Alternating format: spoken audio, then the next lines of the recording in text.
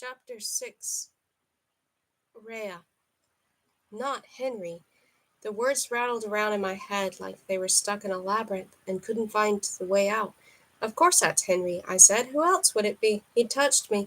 He'd stayed with our son. He'd done everything Henry would have done. He hadn't kissed me, though. Some of the things he'd said hadn't sounded right. They hadn't sounded like Henry. Something had felt wrong this entire time. I'd dismissed it as a consequence of my vision, of him barely hanging on to his world in the first place. But what if it wasn't? Cold horror filled me. The only person capable of mimicking him so completely. Cronus. Of course. Of course. I was an idiot, and all this time he'd played me. He'd taken care of Milo. He'd fed him, and he wouldn't take a bottle from anyone else. He'd rocked him to sleep. He stood with me for hours watching Milo's chest rise and fall steadily. Come on, said James gently, taking my trembling hands. Let's get out of here. I can't, I stared at the mockery that was Cronus in Henry's form. And hot rage, unlike anything I'd ever felt, coursed through me. I can't leave Milo. There's nothing you can do for him here, said James. Ava will make sure nothing happens to him. Despite my bone-shaking fury, I knew Cronus wouldn't hurt him either. Whatever reason he had for doing this, he'd been good to Milo so far. And James was right.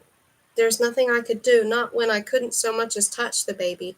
We'll go to the council about it as soon as we find Rhea, promised James. But right now I need to talk to you, and we can't do it in front of him. I glared at Cronus over James's shoulder. He's not listening, he's practically a zombie. He's always listening. He touched my shoulder. Come on, before he snaps back and makes things worse. In other words, before he could threaten me into silence or inaction. After saying a silent goodbye to Milo, I closed my eyes and slid out of the nursery, fighting through the quicksand to return us to our reality. After the salty Mediterranean breeze, the stale air of the plain smelled foreign. Beside me, James looked as pale as I felt, and hot tears ran down my face. James silently offered me a napkin from his tray. When I didn't accept, he dabbed my cheeks for me. I should have known, I whispered. It isn't your fault, said James. Cronus could have fooled any of us. And you needed hope that Henry was out there somewhere. It isn't unreasonable. It's human. I knew something was off. He kept saying strange things. He wouldn't kiss me, and the way he could hold Milo when I couldn't touch him. I shook my head. I should have known. You do now, that's the important part, said James. I need to know what you told him. A lump formed in my throat. Everything. I told him about Rhea. I told him the council's plans to fight, everything they'd trusted me with. I'd blabbed directly to the enemy. Once again, because of my stupidity, any advantage we'd had over Cronus was gone. James hugged me, and I stiffened. I didn't deserve his sympathy. It will be okay, he said in empty reassurance. Regardless of whether or not there was something he could do, he couldn't guarantee anything would turn out all right. He couldn't promise me that Henry would live, or I would ever hold Milo, or that the council would recapture Cronus and make sure Calliope never hurt anyone again. He couldn't make up for the countless lives already lost because of me. I'm never going to see him again, I whispered. Yes, you will. I'll make sure you do. I curled up in my seat and rested my head against his shoulder, lost within myself. I could only take so much before I broke, and Calliope knew it. Cronus knew it. Staying strong for my mother while she'd been dying had been easy. It was staying strong for myself that had been impossible. Now I had no one to stay strong for, not even Milo, not even Henry. James was staying strong for me, though. I owed it to him.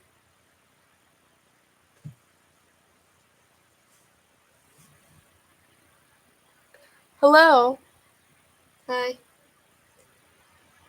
Um, and to Henry and Milo and my mother and everyone, to try not to crumble. I swallowed and my dry throat protested. Did he know you were there?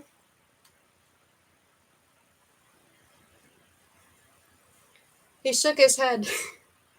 He can see you, but only because he expects you and has already forged that connection with you. He'll know someone came because you were talking to me, but unless he figures out who I was, he won't be able to see me if we go back again. How did you know it wasn't Henry? I didn't, said James, running his fingers through my hair. Not until I saw him. The only question is, why? My chin trembled. I did something really stupid. How stupid, said James, his hand stilling. I pressed my lips together, fighting the urge to slip back into the sunset nursery.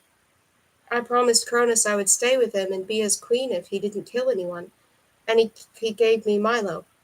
James exhaled. Oh, Kate. I'm sorry. I tried to draw away from him, but his arm around my shoulders tightened. I'm so sorry, James. I had no idea. I didn't know what I was thinking. You were thinking you had a chance to do what you always do, said James with kindness I didn't deserve. You're going to give yourself up in order to save the people you love. It's a bit of a problem with you, you know. I sniffed. I just wanted to see Milo again. I know, he murmured, kissing the top of my head. You have nothing to apologize for. But all of those people? Athens? Would have happened no matter what you did. Cronus always intended on causing as much destruction as possible. That has nothing to do with you, Kate. I promise. He paused. In fact, your deal could work for us. How? I wiped my cheeks with my sleeve. He knows we're going to Rhea to ask for her help. He knows she can heal Henry, and the first chance Cronus gets, he's going to kill him. Probably, said James. We'll make sure he never has that chance, though, and in the meantime, we have a direct line to Cronus. He won't listen to reason. No, but he might listen to you, especially if you can convince him you're still on his side. A wave of nausea swept over me.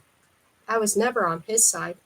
Doesn't matter when he doesn't know that, said James. He's always willing to believe the worst in us. Use that against him. Say you want to rejoin him, but Walter's holding you hostage. You want to be with Milo, so it won't even really be a lie. Unless he could see the lie in a truth like Henry said.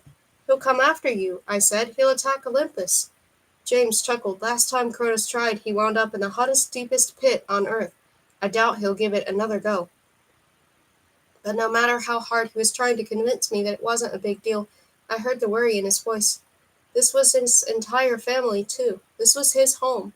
And he was gambling it all on what? On the slim chance Cronus might be willing to listen to me? If James was right and Cronus had heard everything that had gone on in the nursery, then he would know I knew. And he would know I was angry. What if it doesn't work? I whispered, finding his hand and lacing my fingers through his. A friendly touch, nothing more, but I needed that much, and so did he. James rested his head against mine. Then we'll just have to figure something else out. 6 hours and one connecting flight later, we touched down in Zimbabwe. James hailed a cab on the curbside of the airport, and soon enough we were on a remote road traveling to a place I couldn't pronounce no matter how many times James tried to teach me. You'll get it eventually, he said with a chuckle, but after a moment he turned serious. None of us have contacted Rhea in a long time. I have no idea how she'll react, and I can't make you any promises. I don't need promises, I said. But my insides churned. What if I couldn't convince Rhea to help us? What if she wouldn't heal Henry? I straightened in the back of the hot cab. No matter what it took, no matter what I had to promise her, I would find a way to make this happen. I would find a way to save Henry. If Rhea was really so unconcerned about the rest of the world that she wasn't willing to step up and help us fight, she would. She had to. The Zimbabwe landscape, for the most part, looked surprisingly familiar. Drier and wilder, with scragglier underbrush, but closer to home than I'd expected. I pressed my forehead against the cracked window of the cab. A few people walked along the side of the road holding signs made out of battered cardboard, but the cab driver sped past before I could see what they said. We stopped at the edge of a village that looked more like a slum than a town. James held my hand tightly as we walked down the narrow way between the cobbled-together buildings, some of which leaned dangerously to one side. Trash lined the makeshift streets, and a few children dressed in worn clothes began to follow us. Don't we have anything we can give them? I said. James paused long enough to take off his backpack, and he pulled out several apples that I was positive hadn't been in there before. He handed one to each child, but the crowd continued to grow, and he frowned. Kate, I want to help as badly as you do, but we're on a timetable. We just wasted over a day flying when you could have dropped us off much closer, I said. We have a few minutes for this. James continued to hand them out. You know how to create. Reach in and help me. Actually, I don't, I said, but I reached into the bag and tried anyway. What was I supposed to do? Just imagine it was there? I closed my eyes and pictured a juicy yellow apple, and then nothing. Perfect. James chuckled. You're the worst goddess I've ever met. Calliope's the worst goddess you've ever met. I'm just the most incompetent. I scowled. It'd help if anyone bothered to teach me how to do things, you know. Hey, I showed you how to think, he grinned, and I shot him a look. In all seriousness, everyone's sort of busy right now. but I'll see what I can do. Most of it takes decades to learn." We didn't have decades, not if I had any chance of helping in the war. James handed out a few more apples, but the crowd continued to build. Were they really so hungry that an apple was enough to stop what they were doing and come running? A child shouted in a language I didn't understand, but I instinctively knew what he was saying to the boy he wrestled. "Mine." "Whoa, hey, hold up," called James, trying to wade through the wide-eyed boys and girls to reach them. "No fighting, there's plenty more where—" "Calm down, my children," murmured a voice that seemed to come from everywhere and nowhere at once. Immediately the boys stilled, and James let out a deep breath. He didn't need to say a word for me to know what was going on. Rhea was here. The crowd parted, and a girl who couldn't have been older than 13 walked barefoot down the path. Her eyes stood out against her dark skin, and she wore a colorful scarf around her head.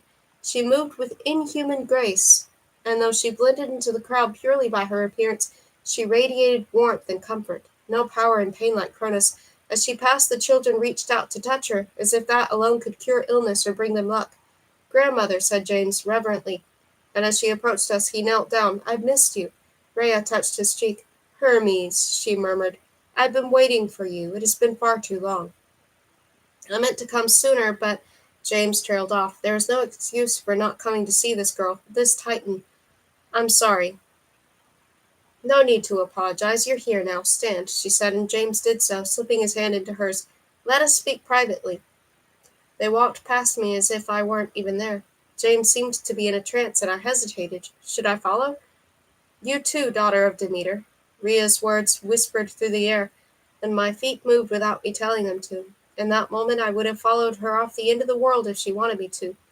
"We won't go by those names anymore," said James, and I trotted to catch up to them as they rounded a corner. None of the children followed, but every person we passed stared at us openly. Because of Rhea, or because James and I were strangers? She led us to what amounted to a large blue shanty with a white cross painted on the sign above. We entered, and James had to duck to avoid hitting the top of the doorway. Inside, instead of the church I expected, was a hospital. Over 24 men, women, and children rested in cots and makeshift beds, shoved so close together that the doctors and nurses, or at least I assumed they were doctors and nurses, had no room to slide between them. Instead, each patient was faced with their head near the aisle and feet to the wall. Several were coughing, and a few looked so frail and close to death that I tried to memorize their faces. Would I see them in the underworld? Would I even have the chance to return if Henry didn't make it? What would happen to the dead then? No, I couldn't think like that. Rhea would help us. "This way," she said, and we walked through the narrow aisle to a door toward the back. I expected an office, but instead we stepped into a cramped garden blooming with all sorts of flowers and herbs I didn't recognize. My mother would have loved this place. "Now, why have you come?" "You know why," said James, albeit respectfully, and he sat down on a crate that served as a bench. "Cronus has destroyed Athens. Hera has abandoned us to fight with him. Hades is on the brink of fading. We are desperate, and we need your help." Rhea began to tend a bush with tiny white flowers. "You know my stance on war," she said. "I cannot support it in any way." "Please," James screwed up his face. Going against her was clearly painful for him. "If you don't help us return Cronus to Tartarus, he will destroy humanity and kill us if we're lucky. If we're not, we'll spend the rest of eternity as his slaves. Without Hera, we aren't strong enough to fight him on our own." Placing the blossoms she picked into a basket, Rhea said nothing. After nearly a minute, James' shoulders slumped, and I knew it was hopeless. Not even the threat of extinction was enough to convince Rhea. I scowled. It was one thing to not want to fight on either side of a war. I wasn't crazy about wielding a sword and running and screaming out into a battlefield either, but this was different. "We're not asking you to fight," I said. "We're asking you to prevent more deaths." "I know my husband," said Rhea. "If I were to get involved, I would be forced to fight, and I will not hurt a living creature, no matter their intentions. That includes Cronus. Even though he'll kill billions of people and nearly the entire council in order to get what he wants." I took a deep breath, forcing myself to stay calm. Getting upset wouldn't help matters. "You know as well as I do that inaction isn't supporting peace. It's turning a blind eye to what's really going on, and without your help we will lose." James reached for my hand, but I pulled away. "If he wasn't willing to fight, then I would." Rhea slowly turned toward us. Her serenity vanished, replaced with frigid disapproval, and I steeled myself against it. She could dislike me as much as she wanted. I wasn't going to back down. "I would be no help to you regardless of what I did. My husband will not listen to reason," said Rhea. "I will not raise a hand against anyone. My children are much better served by what I do here." "But your children are dying," I said. "You could stop that. You could save their lives. You're the only one who can. If you don't, they'll die, and it'll be because of you." The moment the words left the tip of my tongue, I knew it was the wrong thing to say, but I couldn't take it back now. I glanced at James, a silent apology and plea for him to help me. He stayed silent. Rhea straightened. Her powerful gaze focused directly on me. "No daughter of Demeter will die because of you." My face burned, and it took everything I had not to run out of here as fast as I could. How did she know? Could she sense the guilt floating inside me, buoyed by every life already lost because of my stupidity? "My name is Kate, and I'm sorry, I didn't know. Ignorance is not an excuse for the consequences that result because of it." "You don't think I realize that?" Hot tears stung my eyes. I'd never hated anyone as much as I hated Rhea in that moment.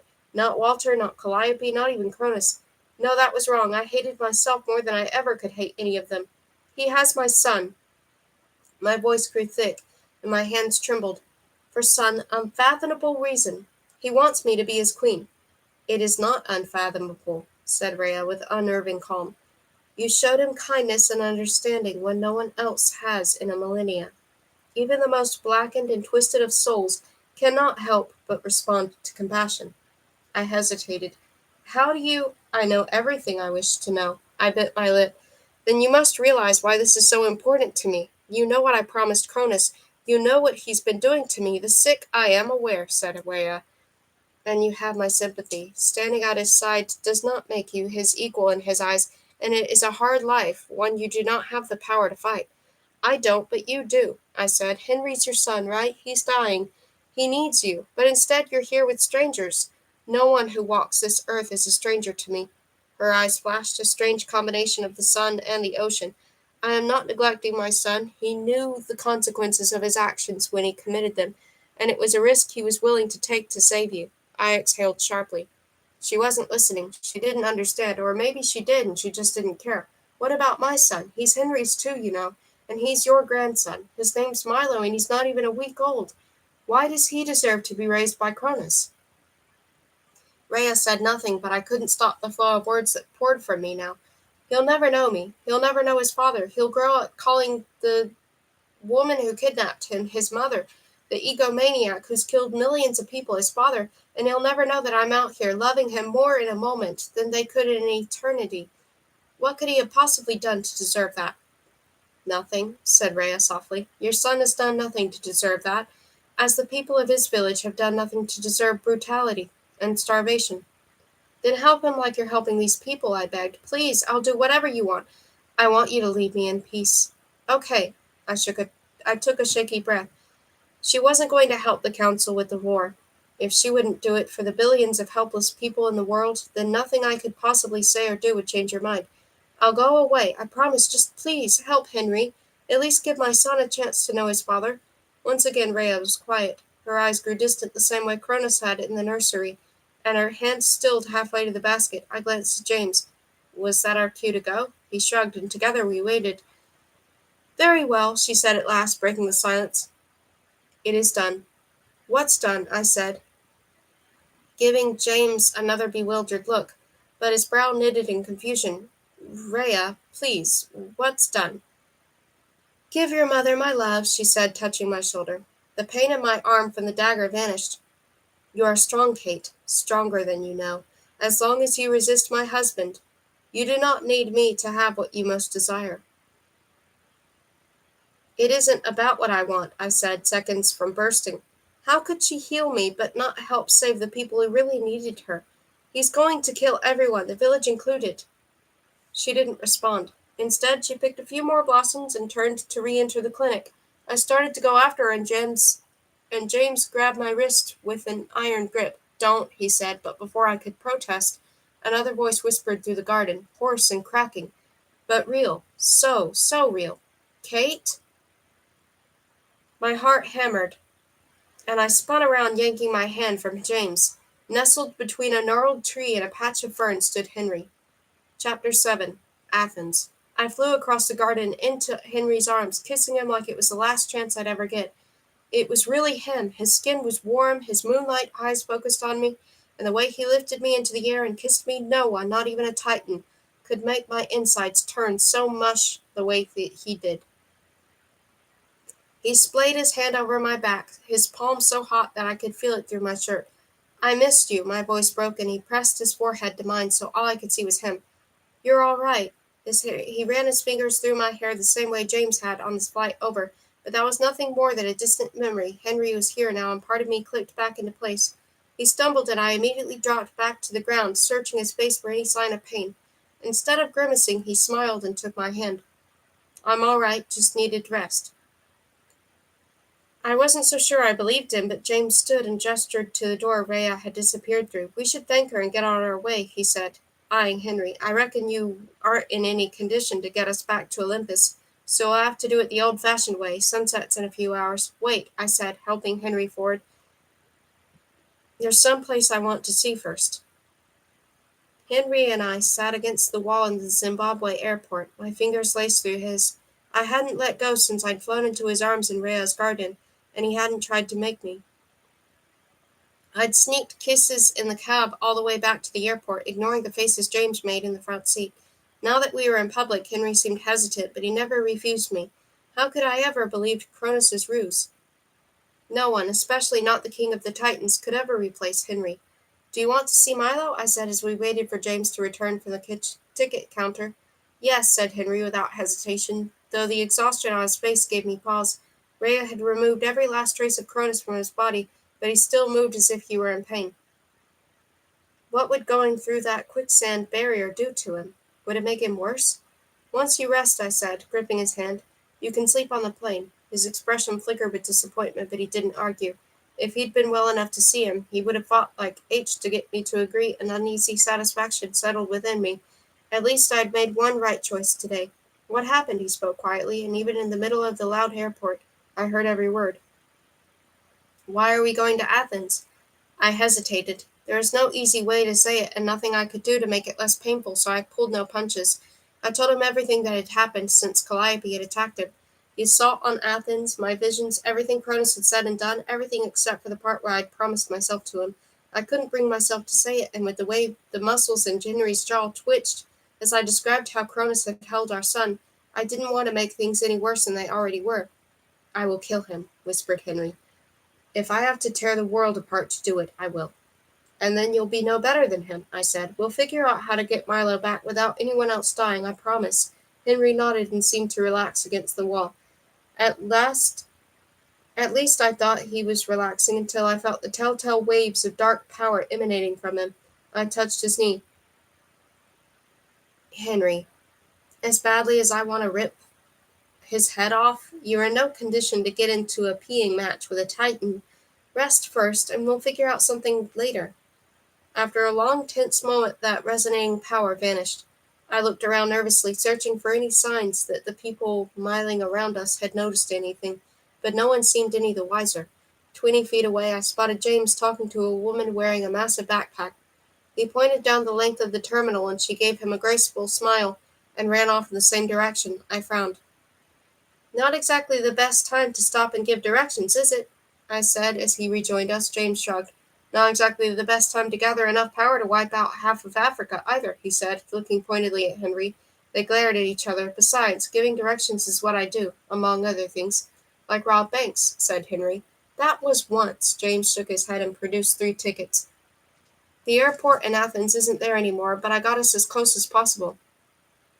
Are you sure you want to do this, Kate? I nodded numbly. As important as reporting to the council was, I had to see the damage. Cronus had left the Parthenon untouched for a reason. And maybe there was a clue there, or something that could help us. Besides, I had no doubt Henry would dive into the war the moment we returned to Olympus, and he needed a break before he went head-to-head with Cronus. Keeping him away for as long as possible was the only solution I could think of. Henry pressed his lips to my temple. Going to Athens won't help, he said quietly. It won't change anything. It could. We might find something. Those people died because of me. Of course they didn't. Henry's frown deepened. It has nothing to do with you. Cronus would have attacked humanity eventually, and nothing you could have done would have prevented it. James gave me a look, but I averted my eyes. I couldn't tell Henry how wrong he was. Come on, said James, offering Henry a hand. He refused, and James' arm dropped to his side. Our flight boards soon. We should arrive with enough time to reach Athens before the next sunset. Why does that matter? I said, steadying Henry by the elbow as he stood shakily. Because the closer we are to Cronus, the more danger we're in, said James. I don't know about you, but I'm not willing to risk it for very long. Part of me didn't care, the part that had died along with the people of Athens, but the part of me that held Henry's hand and dreamed of holding Milo's cared, and I nodded. The less time we spent in Greece, the better. I had to go, though. I wouldn't budge on that. Maybe you should go back to Olympus, I said to Henry. Cronus discovered Rhea had healed him. If Cronus discovered Rhea had healed him, Henry would be dead the moment he stepped within reach. How wide was it now? How far could Cronus extend? To Athens? To London? To New York? How long before he broke out of the island prison the others had managed to construct? He'd broken out of the underworld on the winter solstice. Would he do the same this December? Of course he would. That was why the council was fighting him now. No, said Henry with a gentle firmness, and his fingers tightened around mine. I will not leave you again. And selfishly, I couldn't ask him to either, even though it might cost us everything. Our flight was nearly empty.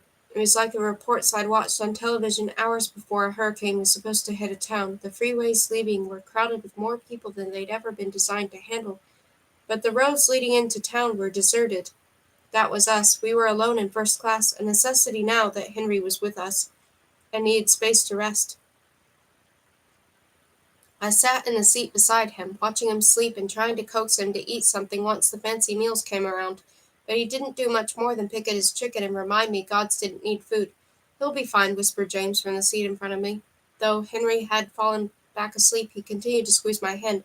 Should have never left Olympus in this condition. He's stubborn. Once we get back, he'll recover a lot faster. You think? I pursed my lips. That's part of the reason I wanted to go to Athens. I figure the minute we get back, he's going to want to fight with the others. He won't give himself the time he needs to recuperate. At least this way he'll get some rest. James eyed him. You really think he'll change his mind about fighting? Of course. They have Milo. And no matter how stubborn Henry could be, he wouldn't abandon our son. Are there any others? Any other what? Titans, I whispered. There were others in the myths, right? James scowled, the lines between his eyebrows deepening. Yes, there were others, but they won't be any help. They were buried in Tartarus with Cronus. He must have seen the look on my face because he added hastily, We don't have to worry about them. Cronus would never allow them to leave. First of all, he wants to be king, and they challenge his rule. Second, they were all captured before Cronus was, and the measures the original 6 took to make sure they'd never see the light of day again. He winced. The only reason they didn't take those measures against Cronus is because Rhea begged them not to. It more or less kills them, he added, or at least as much as a Titan can be killed. And because she's their mother, they listened. Is that why they didn't imprison her? She didn't fight in that war either. Right, I said. At least she was consistent. You should get some sleep, said James. Busy day ahead of us. You too, I mumbled, and for the rest of the night, flight. I tried to follow his advice, but sleep either meant visions in Cronus or nightmares of Titans rising up from the earth, and I couldn't stomach either right now.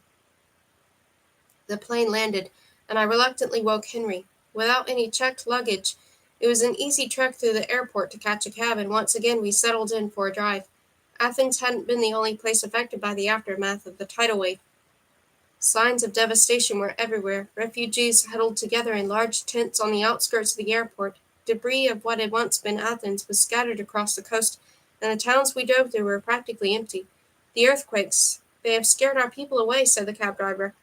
Once again I recognized the words he spoke weren't English, but I understood them anyway. That ability must have developed between my summer in Greece and now. After what has happened to Athens, many believe we have been cursed. Earthquakes? Said James and I at the same time, though he spoke in what must have been Greek while I used English. You have not heard, said the driver, and for a moment James' eyes grew distant. I couldn't hear what he was saying or who he was saying it to. But it was obvious he was communicating with someone. Philip says there have been dozens of minor earthquakes around the Aegean Sea since the attack on Athens, said James in a hushed voice. 2 major ones. He's trying to escape our barriers by going through the earth, said Henry on my other side. It isn't working, is it? I said. Both he and James shook their heads. Good. I spent the rest of the cab ride in silence. The hours slipped by as we drove through the Greek countryside, heading towards the destruction while everyone else was leaving. I couldn't bring myself to fall asleep. I sat rigidly beside Henry, whose eyes slipped shut for long periods of time, and not even our driver seemed very chatty once he'd updated us on everything that had happened. James told him which turns to take, and despite looking annoyed at being given directions by a tourist, he didn't argue. At last, after I'd wondered if we would ever reach Athens, the taxi came to a stop on a road that wound up a steep hill. I cannot go any farther, said our driver apologetically. There is nothing left for us to go toward, and I have barely enough fuel to make it back. That's fine, said James, handing the man a wad of bills. Keep the change. The three of us piled out of the car, and I hugged Henry's arm as James led us down the road. It slanted upward as it circled the hill, and I didn't see any sign of the city, but he seemed to know where he was going. You need to prepare yourself, said James as we rounded the corner. This won't be easy. I didn't come here for easy, I muttered. Henry didn't say a word, but he slid his arm from my grip and wrapped around my shoulders instead. Warmth spread through me, and though it wasn't enough to make me relax, it did help. Just Henry being there did wonders. We reached the other side of the bend. I didn't know what I'd been expecting. More green landscape, more trees, more grease. But the moment I saw what lay before us, I stopped cold.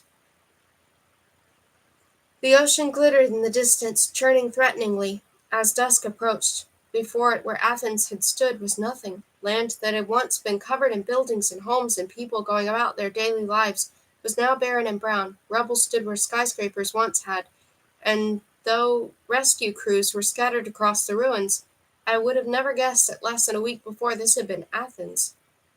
It's gone, whispered James, and I groped around until I found his hand. His fingers were cold. It's just gone. On my other side, Henry met the scene in front of us with stony silence. Pulling myself away from the destruction long enough to gauge his reaction, a wave of nausea swept over me. He didn't look any different. His expression was impassive and his eyes distant, but there was no horror in his eyes, only the same sadness that was always there. This was his reality. He'd surrounded himself with death for eons.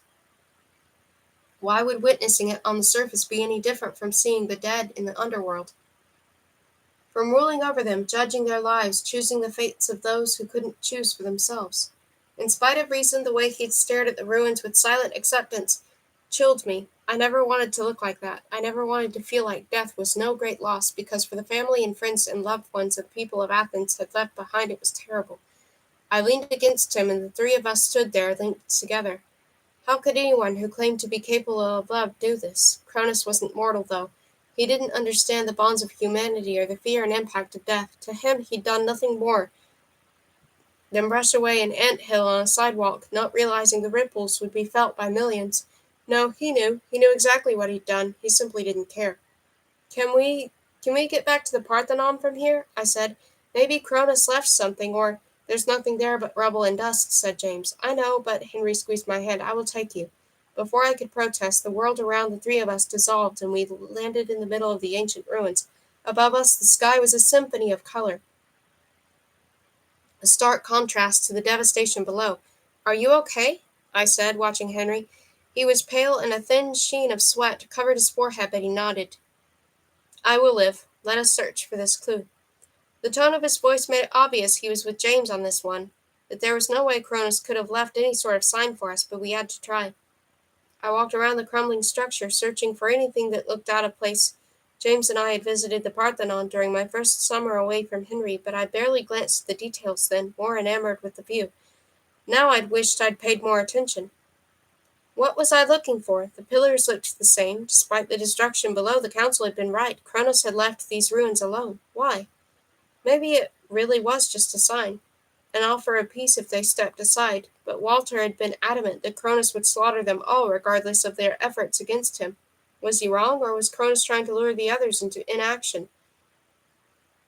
I kicked a bit of dirt. No way of knowing without asking, and the likelihood of Cronus telling me the whole truth was minuscule, except I squinted. The floor hadn't been made of dirt the last time I'd been here. Kneeling down, I brushed it away, revealing the worn stone underneath. My heart sank, just debris from the tidal wave then. But that didn't make any sense. How would that have gotten up here? Is there any way to clear all of this dirt out of here? I said a few feet away. James waved his hand. A gentle wind swirled across the ground, revealing the floor below, along with a series of drawings etched into the stone. There was no way a human had done them. They were too intricate, too sophisticated, too impossible. The images seemed to warp the very stone as if those things really existed within it. "What the H is that?" said James. He and Henry stepped back and I rose. These hadn't been here last time either. On the ground, it was impossible to see them all as they stretched across the Parthenon. Instead, I focused on the one nearest my feet, a drawing of 15 thrones, all consumed by fire.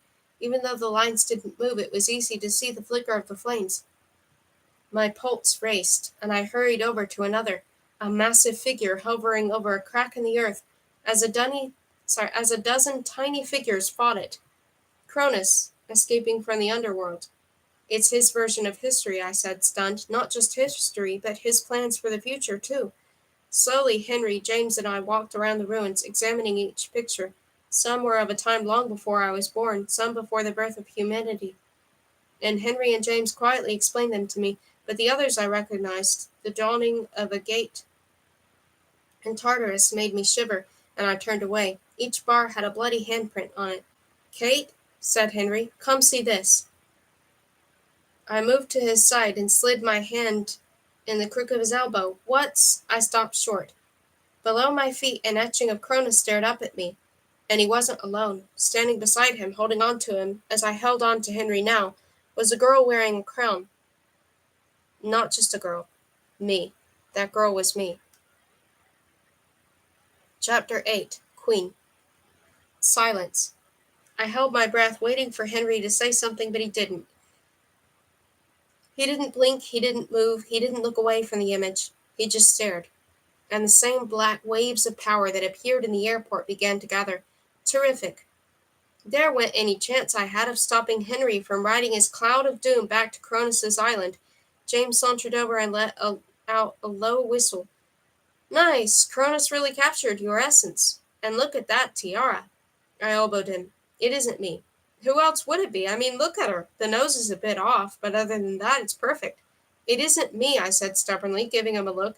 We both knew it was a lie. But Henry couldn't find out about the deal I'd made. Calliope's been shifting her appearance, and she looked exactly like an older blonde version of me. You can't tell what color hair this girl has, but that's definitely her nose. James held my stare for a long moment, and finally he refocused on the picture. "You're right," he said. "It must be Calliope." I wanted to hug him for lying, and smack him for doing it so badly.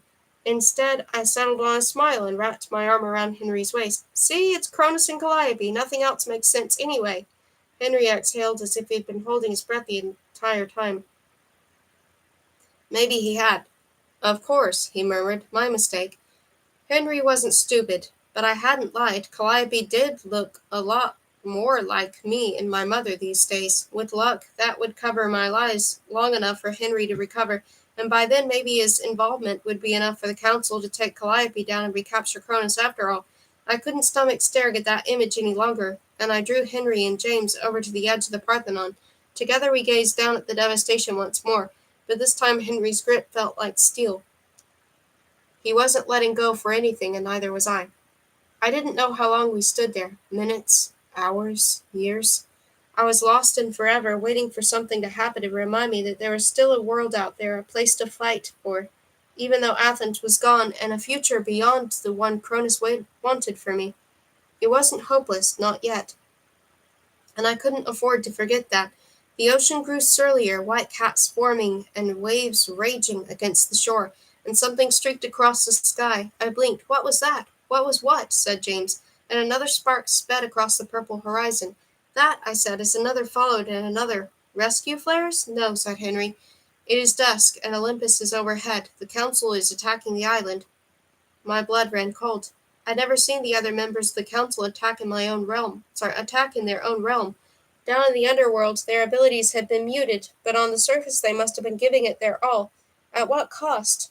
Who would be next? My mother was among them. Would it be her? I swallowed hard and my vision blurred. The last time I'd spoken to her, I'd been a selfish brat. I hadn't given her the chance to explain why she had kept the identity of my father secret. What if those were the last words I ever said to her? "I should help them," said James, and he tried to let go of my hand, but I held on. Be safe, I said, and make sure my mother comes home. He kissed my cheek. Always. I'll see you in a few minutes. A few minutes? James started toward the center of the Parthenon, and several feet away he began to glow. Before I could utter a word of surprise, he too turned into a blaze of light, and he took off after them. OMG, I said as I followed his path across the sky. I had no idea we could do that. They are most powerful when Olympus is nearby, said Henry. As James said, the battle will not last long. Come, we must return to where it is safe for you. You too, I said firmly. He could pretend he was fine all he wanted, but he wasn't fooling me. I could see the exhaustion in his eyes. He wouldn't have a chance if Cronus discovered we were here, if he didn't know already. Can we still visit Olympus sometime, once you're healed? Henry gave me a puzzled look. We are not returning to the underworld. We are going to Olympus. Cronus and Calliope believe me to be dead, and we must encourage that belief. He was wrong. Cronus didn't think he was dead. He knew we were going to find Rhea, and he had to realize that Rhea wouldn't refuse to help her son. Though what if he didn't? He knew nothing about a parent's bond to a child. He cared about control and power, not affection and love. If I told him Rhea had refused to help, would he believe me? All right, I said. I would talk to James about it later. Henry was too tired, and he needed rest, not a late night of planning how best to screw with Cronus's head. He'd be all willing to do it, too, after that image of me beside Cronus. I don't know how to get back to Olympus. Lucky for you, I do, Henry said with a faint smile. Close your eyes. I gazed out across the ruins of Athens one last time. I would make this right. I couldn't give the people back their lives, but I would do everything I could to make their stay in the underworld a happy one. Focusing on the streaks in the sky attacking the island prison, I said a silent prayer that they came home safely. To whom, I don't know. To anyone who would listen. There had to be a way to stop Cronus's version of the future from happening, and I would do everything I could to figure it out. At last I closed my eyes, and Henry wrapped his arms around me. A warm wind surrounded us, and my feet left the ground. This wasn't Henry's usual disappearing, reappearing act, but it didn't matter. We were together, and for one beautiful moment we were fine. I'd spent countless hours in hospitals waiting for a doctor to tell me how bad my mother was doing after her latest round of tests and surgeries. Anxiety had become my closest companion during those years, and no matter how many times I played the game, it never got any easier. I'd never been able to read or make small talk with the others waiting for news. Sometimes I'd filled the empty spaces of coloring books with cheap packs of crayons I'd found in the gift shops. Sometimes I'd stared at a television, unable to focus on what was showing. It never seemed nearly as important as what was happening to my mother. Sometimes I had imagined I could feel everything she felt. I'd imagined what she could see if she was awake. If not, I'd imagined what she dreamed. And always, time had stood still while I waited for the inevitable bad news. I had known I would lose her some day, and then came Henry. Then came the 7 tests. Then came the rest of my life. The moment I'd passed, the moment I'd swallowed my pride enough to admit defeat, my mother had reappeared in all her immortal glory, and I thought it was the universe's way of promising I would never lose her again. That promise was a lie. Henry eased down onto his black diamond throne in the vast room inside Olympus without saying a word. I curled up in his lap. He kissed me, the sort of warm, soft kiss that normally washed away every worry I had, but not today.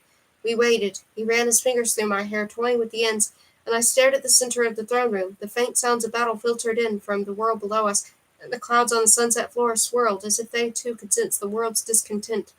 It never ceased to amaze me how quickly a few minutes my mother could pass. When I knew I might never see her again, however, those few minutes turned into hours, and my entire world narrowed until all I could think of was her. Tell me about him, whispered Henry, his voice muted as if he were half a world away. Milo? I said. Yes. He threaded his fingers through mine. What's he like? He was trying to distract me, and my heart swelled with gratitude. James taught me how to show you. Do you feel up for it now? The smile on his face was worth every drop of guilt I felt for caring about something other than my mother right now. Yes, I would love that. And you're sure Cronus won't be able to see you? He brushed my knuckles with the pat of his thumb. I'll make sure of it. Pulling Henry into my vision of the nursery felt like dragging him through quicksand, exactly like it had with James, but I was almost too distracted to notice. I had no idea what I was going to say to Cronus. Would I let him keep up his ruse? Or had I already given myself away with James? And what about Henry? What if Cronus said something that gave my lie at the Parthenon away? But I needed Henry to meet Milo. I needed him to see our son. For more than a fraction of us, something tugged me sharply back to Olympus. Lost in the middle of that quicksand, I had no choice but to return to the throne room, once again feeling as if I were surfacing after a long swim. I opened my mouth to complain, sure it was James again, but my mother pulled me into an embrace before I could utter a word. Kate! Her voice surrounded me, soothing away my frustration. Her skin was cold, but she was alive. Fighting tears, I hugged her as tightly as I dared. Her body felt as delicate as it had during the last days of her mortal life. I'm sorry, I'm so sorry, Mom. What I said before I didn't mean. I know, she whispered. It's all right. I'm just relieved you're safe. I could have held on to her forever, waiting for her to warm up again, but she pulled away. Behind her the others gathered. All the worst were where, but no one was bleeding. I told you not to go to her, said my mother, and it took me a moment to realize she was talking to Henry. You should have gone anywhere in your condition. Henry grimaced, and he set his hand on my back, as if he couldn't go a moment without touching me. I wasn't about to complain. You would have been just as angry if I had not, he said. Likely so, admitted my mother, and she kissed us both on the forehead. Thank you for taking care of her. Hey, what about me, said James, and she moved aside so he could join us. I did most of the work. You insisted on dropping off in New York City instead of Africa like I told you to do, said my mother sternly. You could have had her back days ago. James shrugged sheepishly. Yeah, well, Henry was stable, and it isn't a trip if there's no traveling involved, you know. Do not pretend it was anything more than you wanting to spend more time with her, said Henry. James grinned. Can you blame me? She's the only one of you who bothers with me for more than a few minutes at a time. I wonder why that is, said my mother, nudging him with her hip, and he smirked. Behind them, someone cleared their throat, and my mother's smile faded. Walter stepped forward. Brother, he said to Henry, welcome back. You are well? Something flickered in Henry's eyes, as if he were making a decision. No real question what that was. The last time they'd spoken, it had been an argument over me. But I was safe now, and there were more important things to worry about, like rescuing Milo. Be angry with him after the war, I thought, pushing it toward Henry.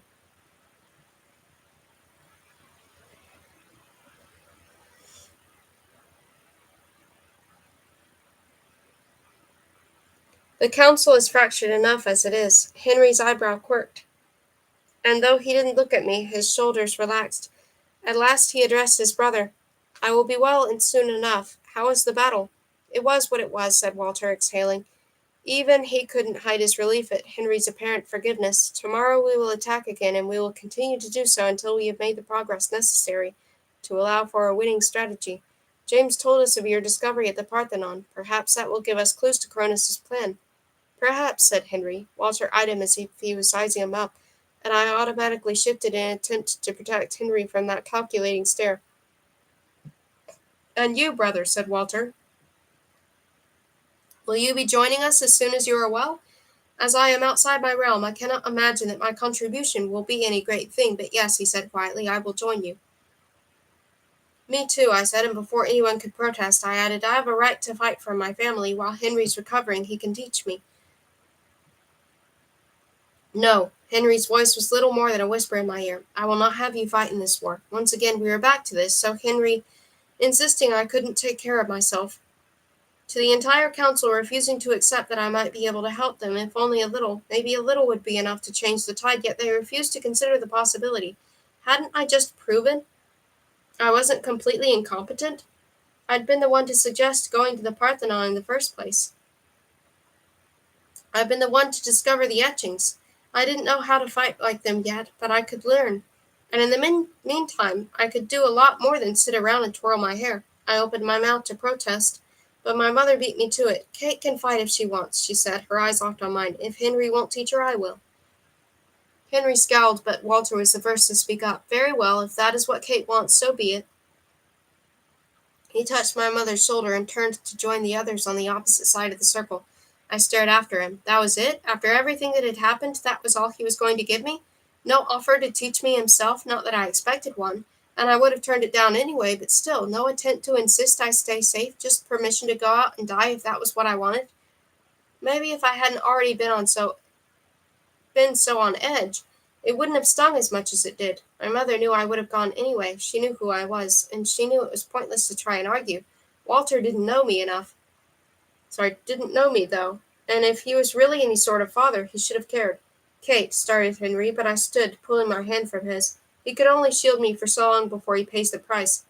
and I wasn't going to let that happen. I had to learn how to control my abilities.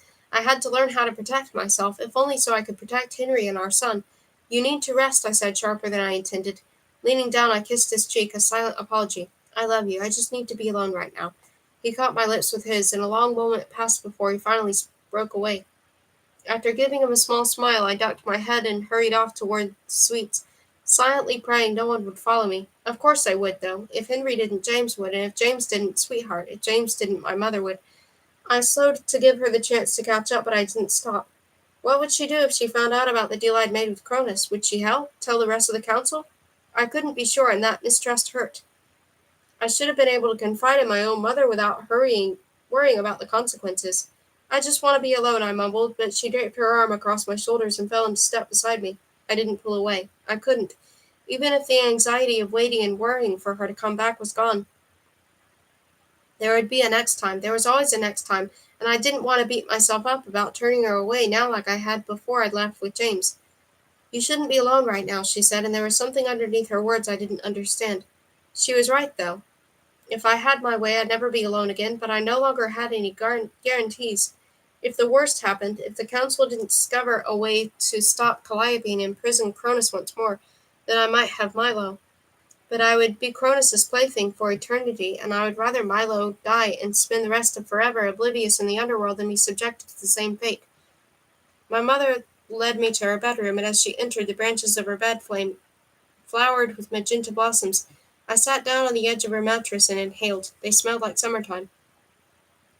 I'm sorry I didn't tell you about your father sooner, she said, rubbing my back, and I let myself relax under her touch. After years of wondering when her last moment would be, I no longer had it in me to be angry with her. It's all right, I said, although it wasn't. Why didn't you tell me? Because I selfishly wanted to keep you for myself. Settling in behind me, she combed her fingers through my hair and began to braid it. I loved our life together. I missed the council, but having you more than made up for it.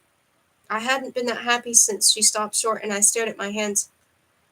She didn't need to finish for me to know what she was going to say. Since you had Persephone, I mumbled. Yes, since I had Persephone. She shook out the braid she'd managed, and those few seconds began again.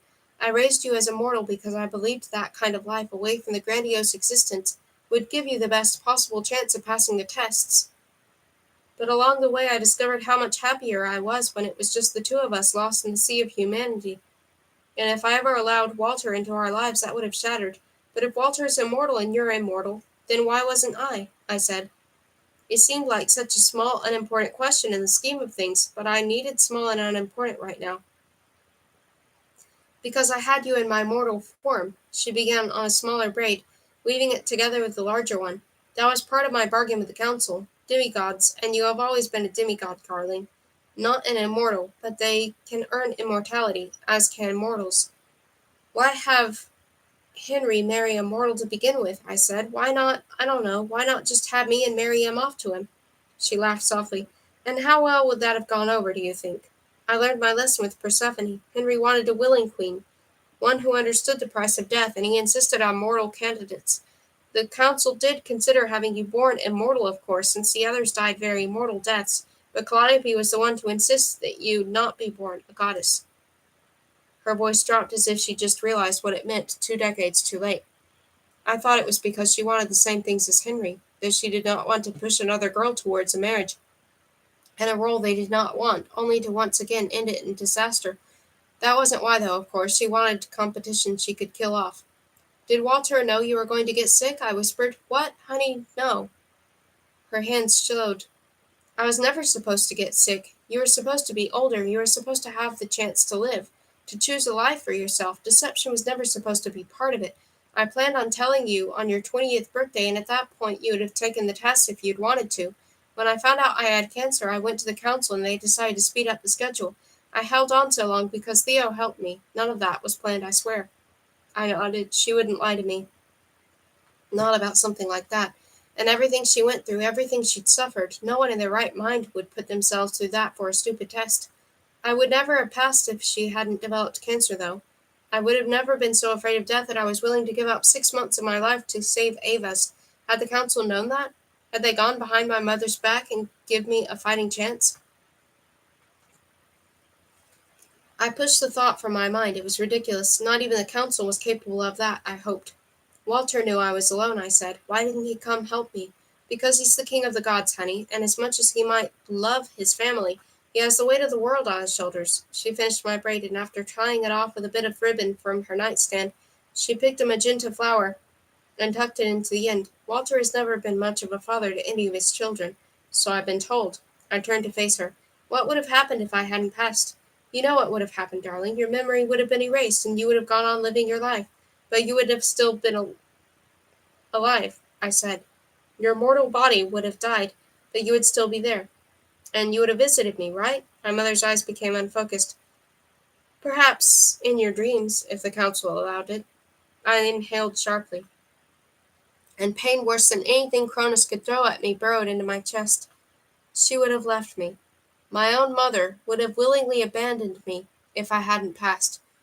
Then what? I would have lived the rest of my mortal life thinking I was completely alone.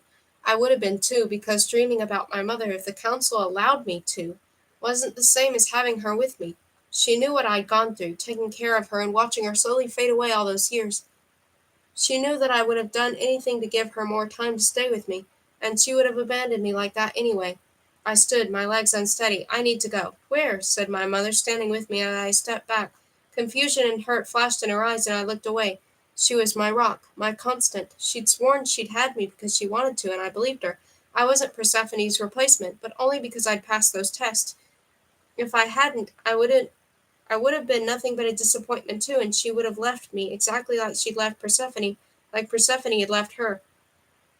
I needed my mother's love and support more than ever, but for the first time in my life I doubted her, and it killed me. I'm going to get Milo back, I said. Someone around here deserves to have parents who love them more than anything, including their own immortality. I headed toward the door, tears stinging in my eyes. Silently I prayed she would tell me to stop, and she would hug me and insist she would have defied the council, whether or not they'd allowed her to see me. That she would have been there for me no matter what. Kate, my heart caught in my throat. I'm sorry. I love you. I blinked rapidly. Not enough to have stayed with me for the length of my measly mortal life, though. Not if it meant disobeying the council. I love you too, I mumbled, and without saying another word, I walked out of the bedroom and closed the door behind me. A soft hum filled the sunset nursery when I arrived. I'd rehearsed over and over what I wanted to tell Cronus, my last-ditch effort against the impending war. Rhea may have refused to help us, but that didn't mean battle was inevitable, and I had to try. As my vision adjusted to the darkness, however, I let out a strangled gasp, all of my carefully formed phrases forgotten. Calliope paced back and forth through the nursery, holding Milo to her chest. I lunged for her, but as always, I went straight through her and landed half a foot away from Cronus. For the first time since I'd escaped, he wore his face instead of Henry's. So he'd absorbed everything I'd said to James after all. He stayed silent, only quirking his lips. At least someone found my rage amusing. Of course Mother will heal him, said Calliope, her brow creased with worry. I know she has her reservations about fighting, but she wouldn't let one of us die like that, right? She looked to Cronus for confirmation, but he said nothing. Good, that meant he didn't know. Father, I need Henry. Can't you undo it? Perhaps you ought to have taken that into consideration before you attempted to kill him, said Cronus neutrally, and Calliope tightened her grip around Milo, her scowl deepening. I was aiming for his shoulder, not his heart, and he wasn't supposed to leave. You swore you'd heal him. She hadn't meant to nearly kill him? I narrowed my eyes. Of course she'd been bluffing this whole time. She'd been in love with Henry for a millennia. She wasn't the type to give up on that. Like Cronus wanted me by his side, Calliope wanted Henry by hers. Then it seems as if things did not go according to plan, said Cronus plainly. You cannot hold me responsible for that. Milo started to cry, and Calliope let out a frustrated sigh. Callum, be quiet. Mother's trying to think. His name isn't Callum, and I'm his mother. I snarled, but of course she didn't hear me. She deposited the baby into Cronus's waiting arms.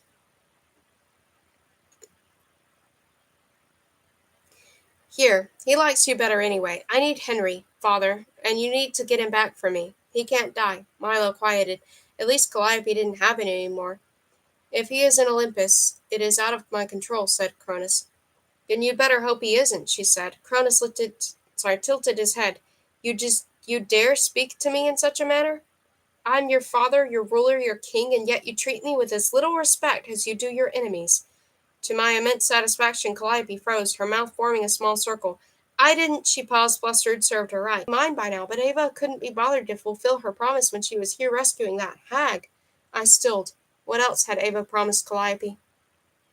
Such insolent behavior will not get you what you want, my daughter, said Cronus. Surely you must know that by now. She nodded, and for half a second she appeared almost meek. You're still on my side, right, Daddy? You won't stop loving me too? I could have thrown up at her saccharine manipulation, but Cronus didn't bite an eye. No, daughter, I will not. We are in this together, and it will serve you well to remember that. Of course, Calliope bowed her head, the first sign of deference she'd shown since I'd arrived. I'm sorry for upsetting you, father. He waved dismissively, and she headed out of the nursery, closing the door behind her. For a long moment, the only sound that filled the room was Milo's whimpers.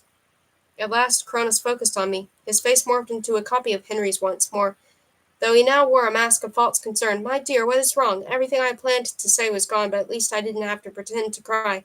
My eyes were red and puffy, and my cheeks flushed from arguing with my mother. Watching Calliope with my son had renewed my frustrated tears, and a lump formed in my throat. There is nothing fake about my grief.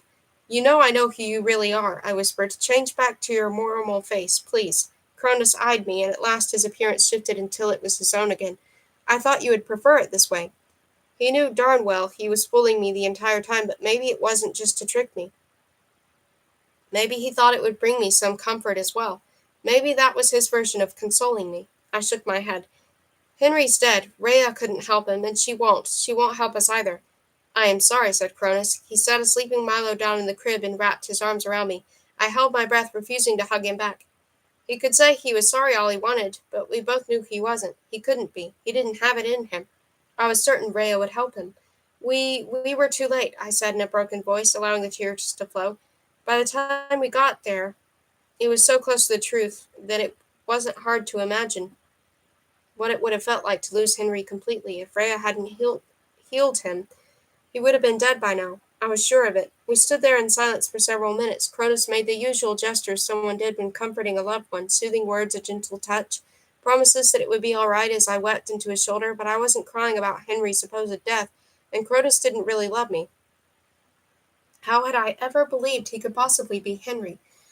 What did Ava promise to do for Calliope? I said once my sobs had subsided. Did she do something to make him die? Cronus shrugged and loosened his grip. I am certain she did not, though I could not begin to guess what her intentions are. He was lying, but there was nothing I could do to call him out on it. Are you really loyal to Calliope? I said in a small voice. I thought you wanted me. I do, he said. I am loyal to no one but you. I tell her what I must to keep her happy, but I live to see you smile. Bull crap. I hiccuped and pulled away from him, though he didn't let me go completely. Stop killing people. Please. No one else should have to die because of a stupid family argument. Cronus paused. I would like nothing more than to grant your request, my darling, but surely you must know that is not possible. What do you expect me to do? To retreat back to Tartarus without so much as a second thought? Of course not, I mumbled, wiping my eyes with my sleeve. Cronus produced a handkerchief out of nowhere, and only because refusing him would do me no good, I took it. Why does there need to be a war in the first place? Why can't everyone coexist? Because, my dear Kate, they will not stop until I have been imprisoned once more, and I cannot allow that to happen. What if they promise not to try to send you back into the underworld? If it were that easy, we would have reached a solution eons ago. Unfortunately, it is not. Zeus will never agree. He's a stubborn, I muttered, and Cronus chuckled. Right you are, my darling. Surely you understand that as long as he rules the skies, I cannot stop. But what if he and the rest of the council promise not to attack? I said. If I could get Walter, Zeus, to agree to leave you alone as long as you didn't hurt anyone else. Cronus shrugged. If you are capable of doing the impossible, then perhaps I might consider a truce, though I certainly cannot speak for my daughter. Without Cronus, Calliope was all but powerless against the other members of the council. Someone once told me that anything is possible if you give it a chance, I said softly. If Zeus agrees, you'll back off and let the council take Calliope? Yes, Cronus said, snaking his arms around my waist and gently drawing me toward him again. I have no use for her any longer. You are all I need. My entire body went numb. Of course he still expected me to be his queen. He thought Henry was dead. I stared into the cradle. I'd never held Milo. I'd barely even touched him, and now he would be doomed to a lifetime with Cronus as a father. Then what would everything I was fighting for mean? Nothing. Okay, I whispered, I'll come back to you as soon as you call a truce, and the others have Calliope in custody. But I want you to let my son leave. If he leaves, I cannot allow you to go with him. I nodded tightly. I know. He studied me. You do not want to be his mother? I wanted to be his mother more than anything in the world, but if I let Cronus near him, I would be anything but. I want my mother to raise him in Olympus, I said firmly. That way Milo would be with Henry, and I could breathe easier knowing they would have each other. I see, said Cronus. You do not want me to be his father.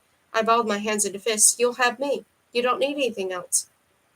He brushed his knuckles against my cheek in what I was sure he meant to be a loving caress. It sent shivers down my spine, but not the kind he was aiming for. I need you to be happy. It would give me such great pleasure to show you the honesty and compassion you have shown me. If you want to show me any of that honesty and compassion, then you'll give me my son, I said, and you'll promise to stop killing all of those people. Have Zeus agree to a truce, and you have my word, said Cronus with a bow of his head. And he produced a scroll out of thin air and set it in my hand, a token of my intentions. I began to untie the black silk ribbon, but he placed his hand over mine. It is a list of names of those who have turned traitor and pledged their allegiance to Calliope. With your husband dead, it is only a matter of time before I overthrow the council, said Cronus. If they wish to survive, my forgiveness is their only hope, and for that all I ask is you. I clutched the scroll, and even though it tore me to shreds, I whispered, Thank you. No, my dear, said Cronus, and the fog in his eyes swirled malevolently. Thank you. Chapter 9. Messenger. What was left of the council gathered in the throne room of Olympus. It was well past midnight in Greece now, and after the battle at sunset, several of the members looked like they hadn't slept in months. They were there, though, and that was the important part. Even Henry had gathered, though he was silent and still looked worse for wear. Well, Kate, said Walter from his throne of glass, we have all gathered. What is so important that it could not possibly wait? I stood. James sat across from me, and I focused on him as my nerves fluttered. Start simple. No need to tell them what I bargained until it became necessary. I couldn't give them any reason to turn Cronus down. Cronus wants to call a truce, I said, and a ripple of stunned whispers spread throughout the council. Only James didn't move. His eyes locked on mine. He knew the price. Absolutely not, said Walter, his voice booming with thunder. We will not negotiate with a Titan. Kate, what's going on? Said my mother quietly, but I didn't waver. If I looked at her, if I saw the concern in her eyes, if I let the confusion in her voice crack my determination, I had no idea what I would do, and I couldn't take that chance. He sent a list of gods who have sided with Calliope, I said, holding out the scroll to Walter, but he made no move to take it. As a token of his intentions. I'm sure he did, said Walter, and as soon as he has our complacency and his freedom, he will turn on us and once again attempt to destroy the council. I will not allow it to happen. He's going to destroy the council anyway, I said. We don't have the power to fight him and win. You might be able to drag this war out another 10 years, but you'll lose eventually. Humanity will be destroyed, and Cronus will kill us all. That's inevitable. So what's the harm in trying to negotiate? He's willing to make a deal. Doesn't that mean something? Not when you're asking us to negotiate with a Titan, said Walter. Cronus does not settle. His end game will always be our destruction, and he will not stop until he has his way. I understand you are new to this, Kate, but that is no excuse for such stubborn ignorance.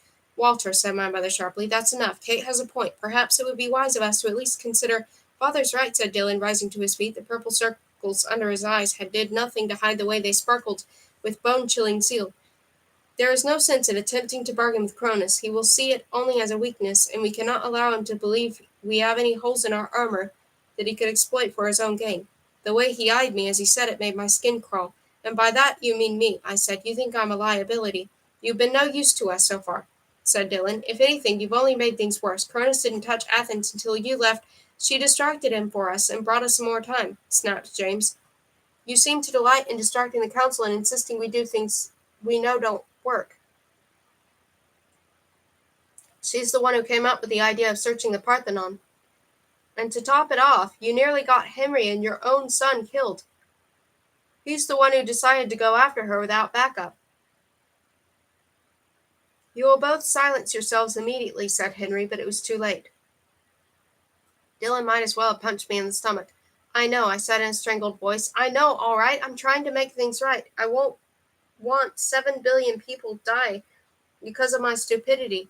I don't want to lose any one of you, and I'm trying, but maybe you should try a little less, said Dylan, and the 2 thrones down from him, Irene rose. That's enough, she said in a dangerously soft voice that mirrored her father's, our father's.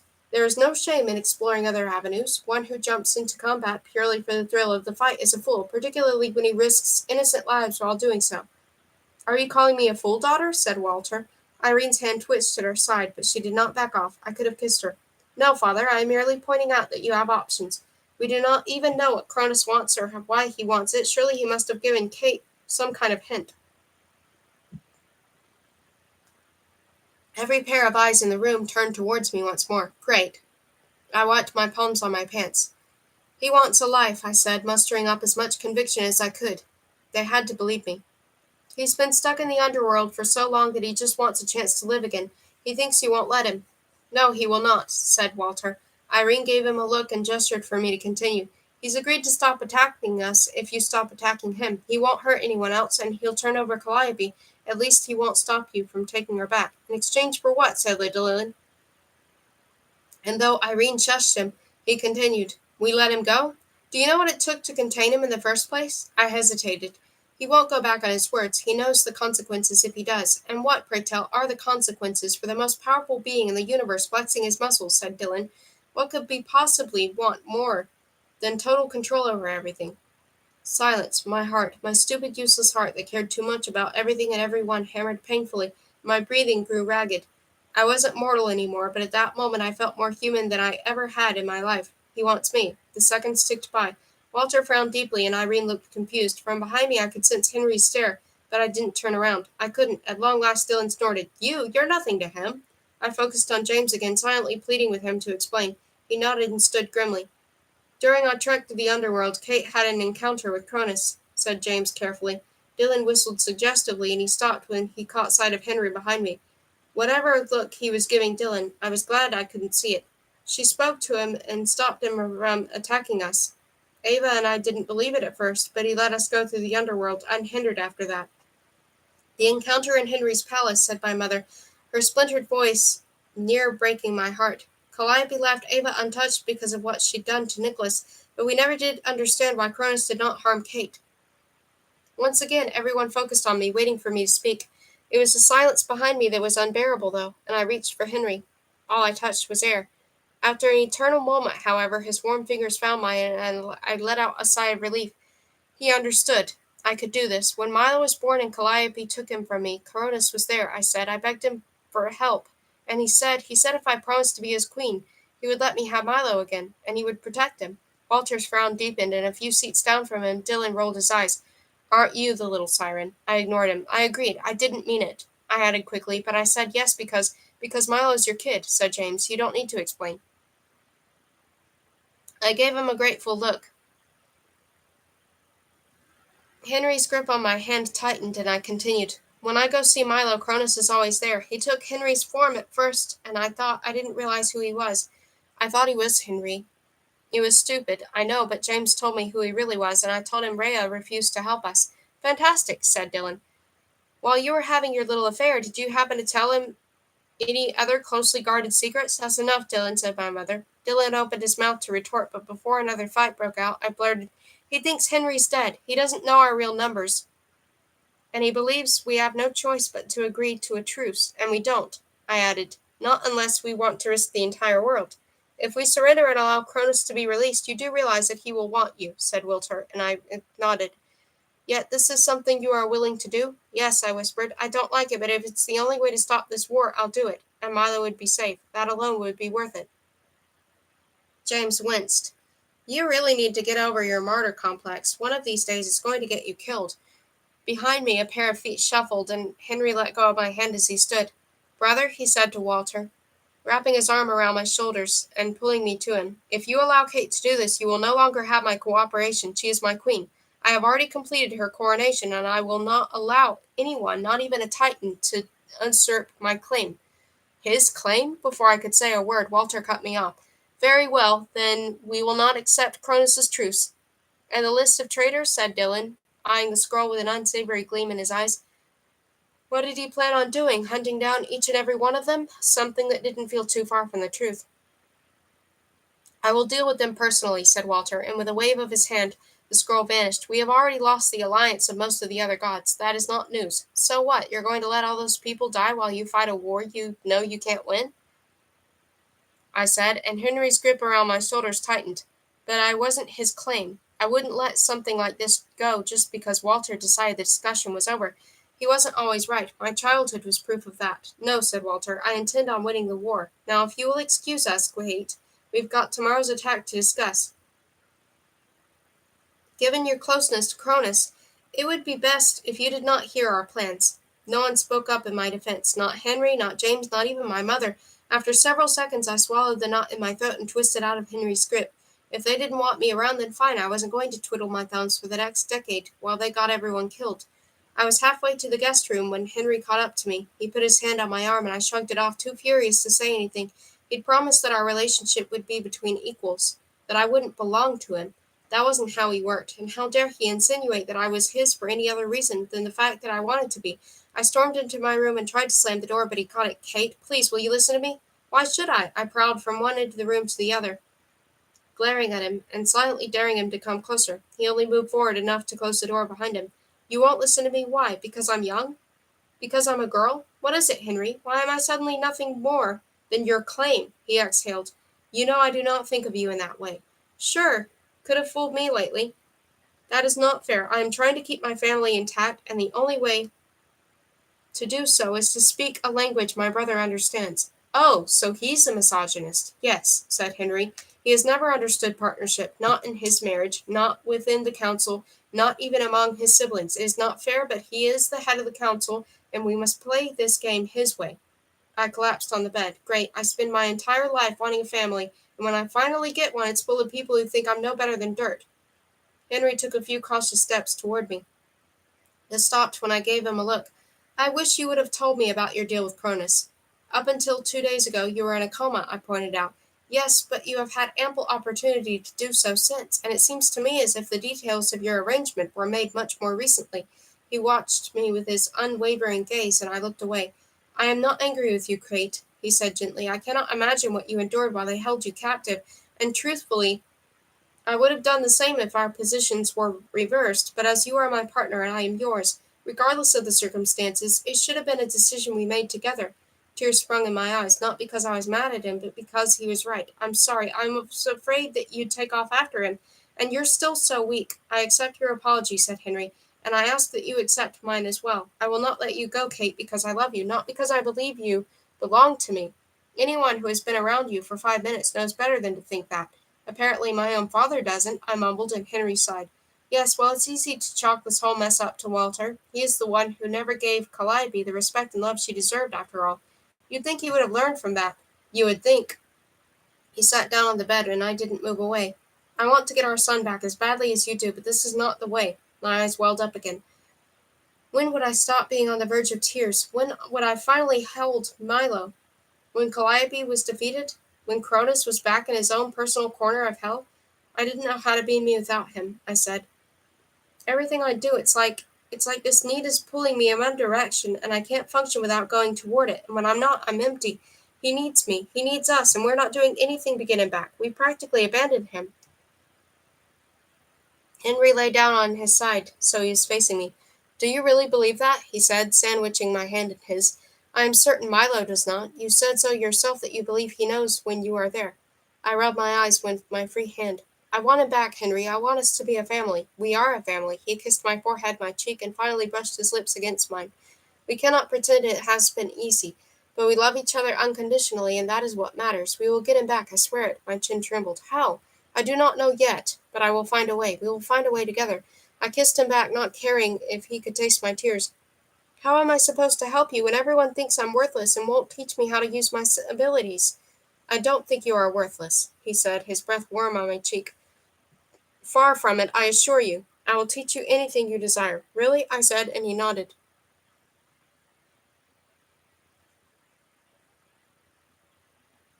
Really? I hugged him, burying my face in the crook of his neck, and let out a soft sob. That was all I allowed myself, though, one sob, and now it was time to get to work. Now it was time to prove I deserved my place on the council. I only had to do one thing first. Do you want to see him? Do you really have to ask? I managed a watery smile. Make sure Cronus can't see you. I will. Once again I sank into my vision, pulling Henry along with me, and this time no one interrupted us. Together we fought through the quicksand until the bedroom dissolved around us. We surfaced on the other side. Milo lay in his crib, his eyes shut. It had to be well past midnight on the island. Cronus stood in the corner closet to the closest to the door, his arms crossed as if he was waiting for me, but I ignored him. I didn't know how to tell him that Walter had turned him down, if he didn't know already. Henry and I leaned over Milo's crib like I thought he had a dozen times before, but this time it really was him. The three of us were together, or at least as together as we could be for now. "He's beautiful," whispered Henry. I didn't say anything. I couldn't, not with Cronus hovering nearby.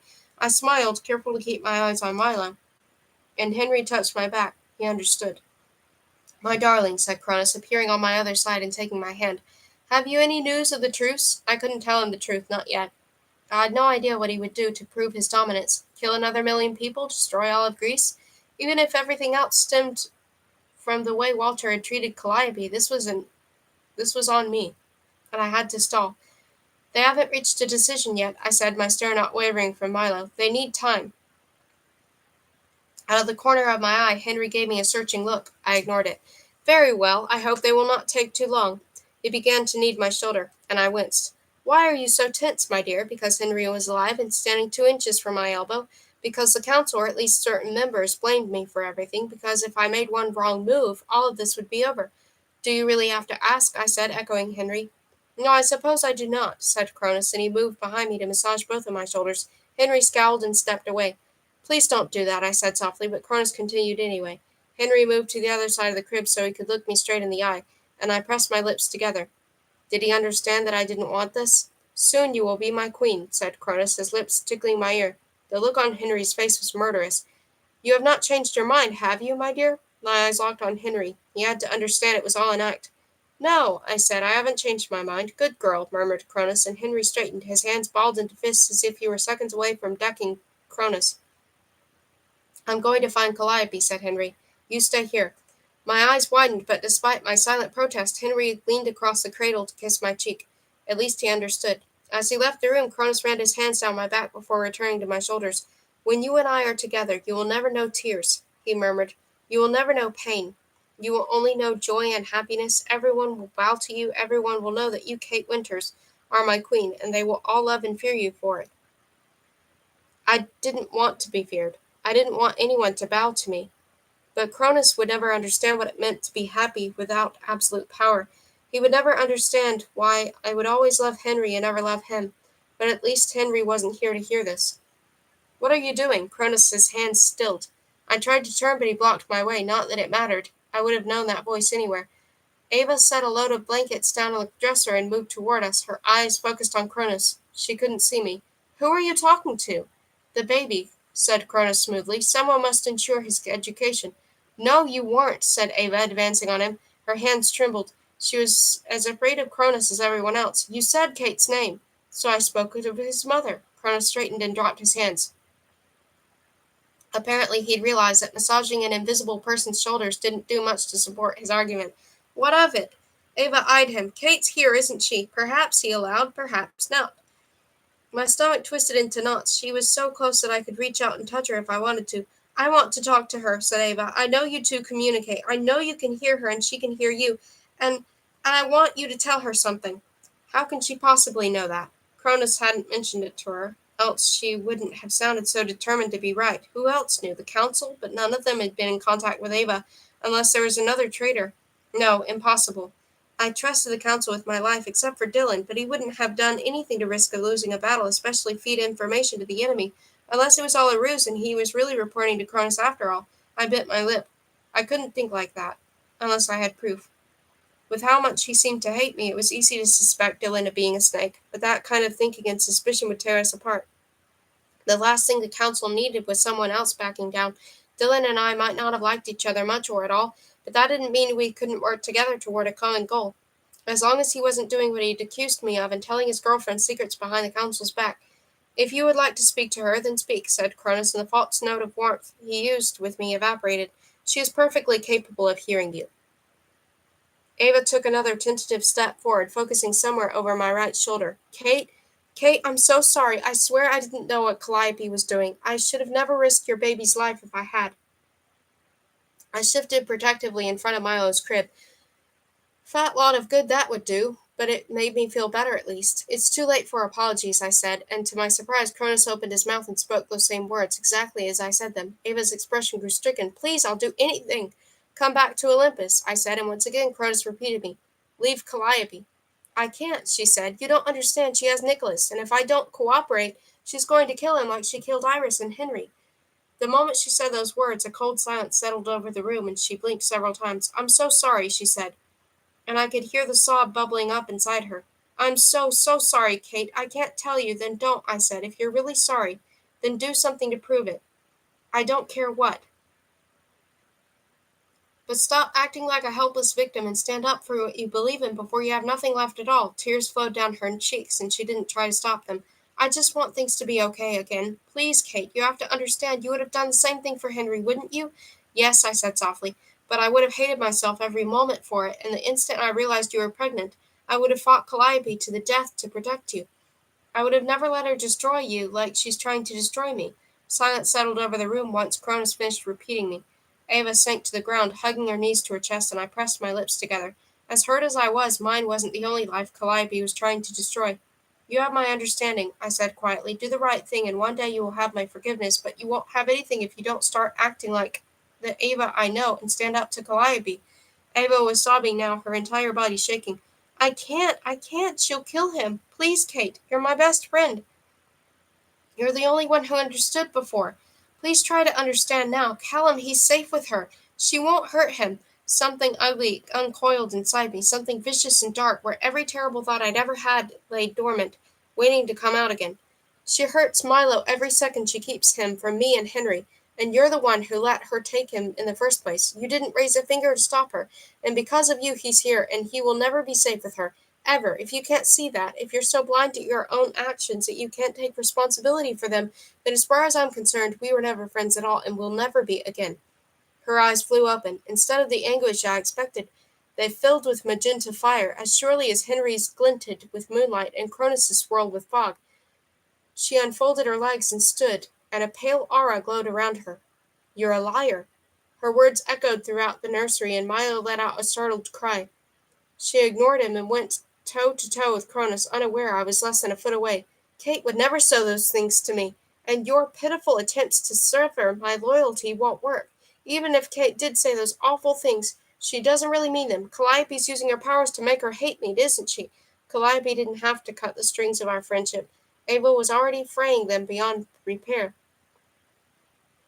But no matter how much I understood why she was doing this, no matter how much I wanted to forgive her, I never had such conflicting feelings for someone in my life. I constantly wavered between irresistible fury and the deep desire to understand, as if those two parts of me were at war with each other, and while I'd been on this island close enough to Calliope to get to me whenever she wanted, forgiving Ava had never crossed my mind. Maybe Calliope was behind this after all. I took a deep breath. Acknowledging it didn't make the tension in the pit of my stomach lessen, but I would force myself past Calliope's influences if Ava did the right thing. Is that so? Said Cronus with eerie calm, pulling me back into the present. What makes you so certain? You are already on our side. I have no reason to lie. You have every reason to lie, said Ava. I've told Calliope, and now I'll tell you. I am not I'm here for my husband, and I'm here for Kate's baby. I won't let you or Calliope poison him. A shadow moved in the doorway, and Henry appeared. He was safe. Wordlessly, he had crossed the room and took my hand.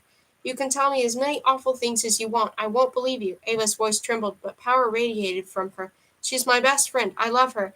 Not that you would understand the first thing about love. She reached into Milo's cradle and picked him up, and his cries grew louder. His arms flailed toward me, and I held my hand over his forehead. It's all right, I whispered. I'm here. As the words left my mouth, however, Ava stormed toward the door, and it was only Henry's tight grip on my hand that kept me from going after her. Where are you taking him? Said Cronus without any hint of anger. If anything, he sounded amused. Ava glared at him. To give him a bath in a bottle, someone needs to make sure he knows he's loved. And you and Calliope sure aren't qualified. I stepped toward her, yanking on Henry's hand in an attempt to get him to follow, but he stood firm. Come, Kate, he said, and the world around us began to fade. There's nothing more we can do.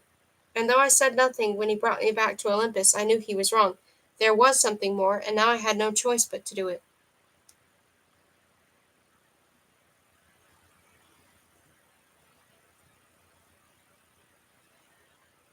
Chapter 10. Destruction. I wasn't sure how long I lay there, staring at Henry in the middle of our bed. Long enough for my heart to ache the same way it did whenever I was gone from Milo for too long. Long enough to be certain that the council meeting was over. by now, but my mother still hadn't come to find me. Maybe she knew I didn't want to be found. Why do you think she did it? I said, breaking the silence between me and Henry. Ava? He said, and I nodded.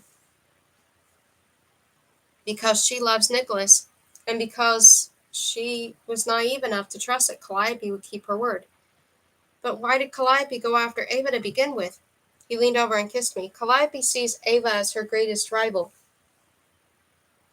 Walter loves her more than anyone else on the council.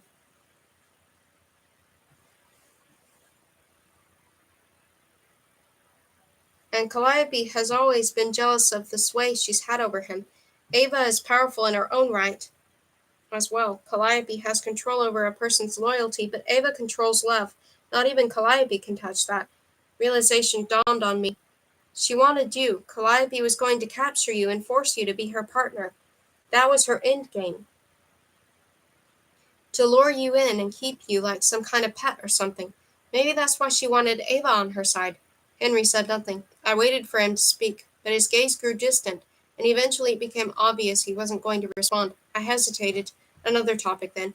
Do you think Ava's right and Calliope's using her abilities to make me hate Ava? I don't know. The only person who can answer that is you. But I didn't have an answer. I didn't even know the right questions to ask. My anger wasn't irrational. But I'd never been so furious and frustrated with anyone in my entire life, not even Calliope after she tried to kill me. If I could forgive her, then why couldn't I forgive Ava? Because Calliope had only taken my life. Ava had ripped the most important thing in the world away from me. It still doesn't make sense, I said. If she's using Ava's power somehow, then why haven't we heard about it? Why hasn't Cronus told me? I don't know. His hand slid down my side to rest on my waist. There's nothing we can do about it right now except prepare ourselves for the possibility that Calliope still has an ace hidden up our sleeve. Miserable as I was,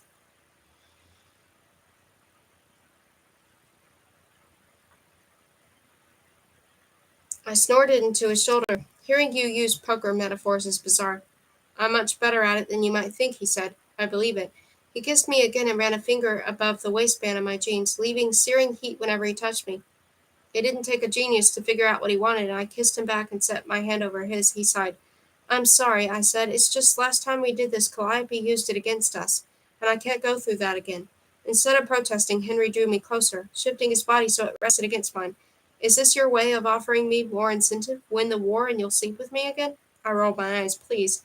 If that's what I was trying to do, I'd be way more obvious about it. Winning the war is a little vague after all. I'd go for something more solid. For example, he murmured, I'd say something like, I'll sleep with you after you teach me how to disappear and reappear. He peered down at me, and for the first time in ages, I thought I saw a real smile on his face.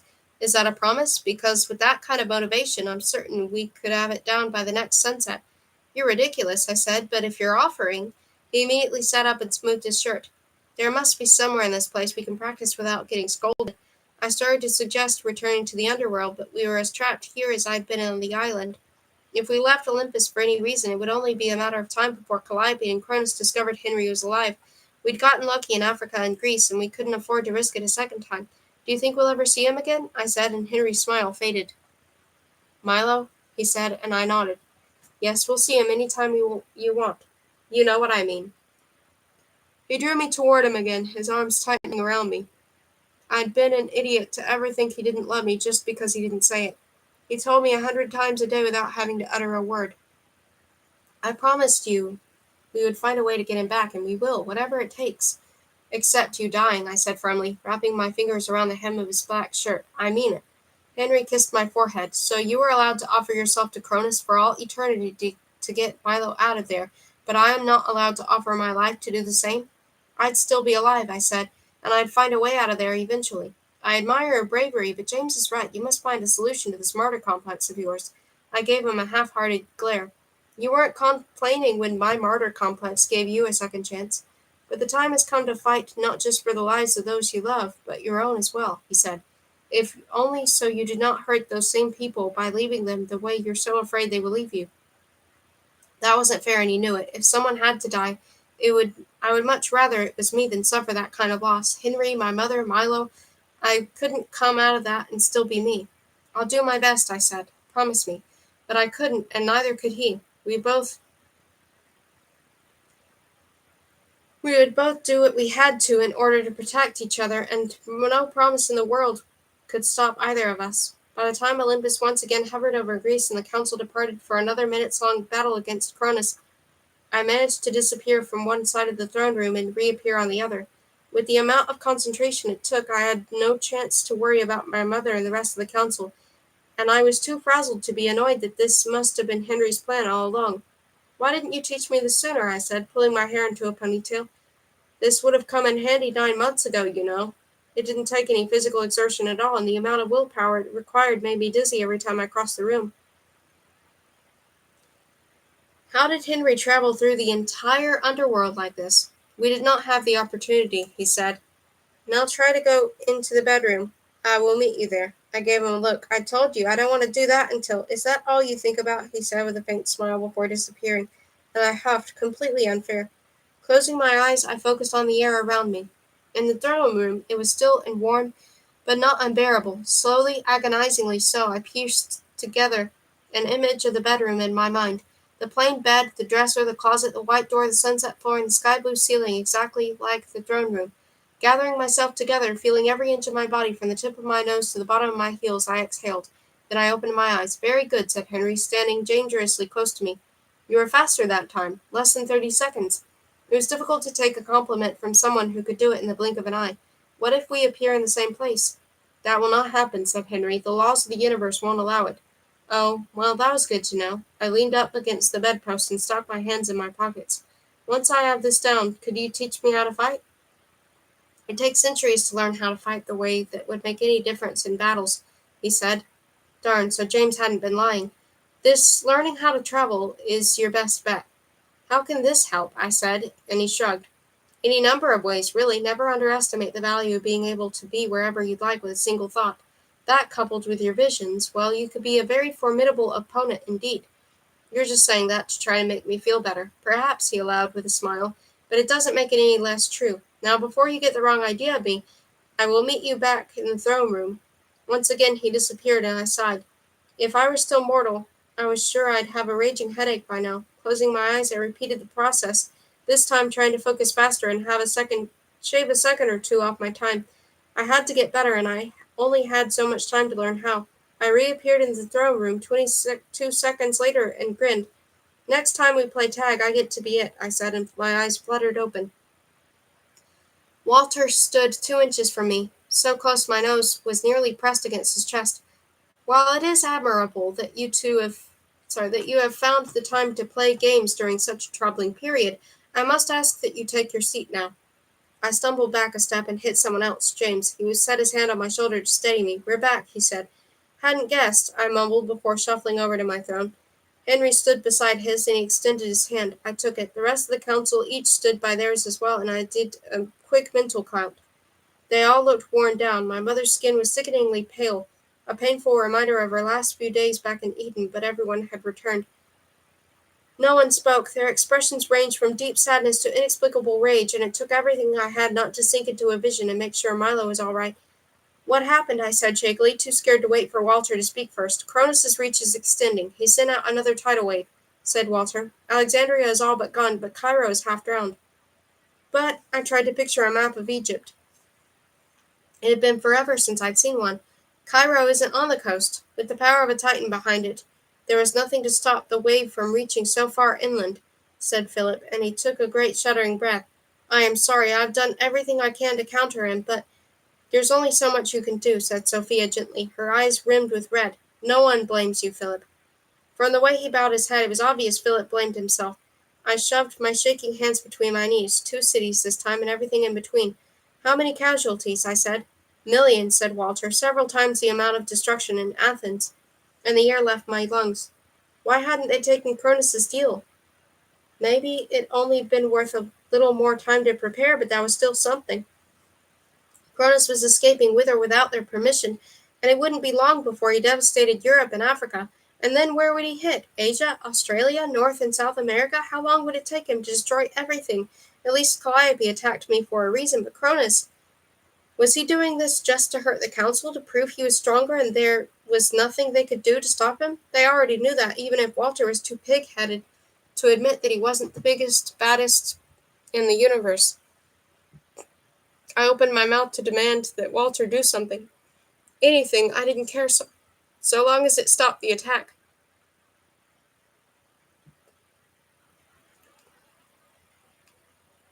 Henry shook my hand though.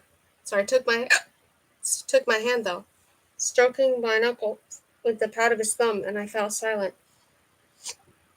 To Walter,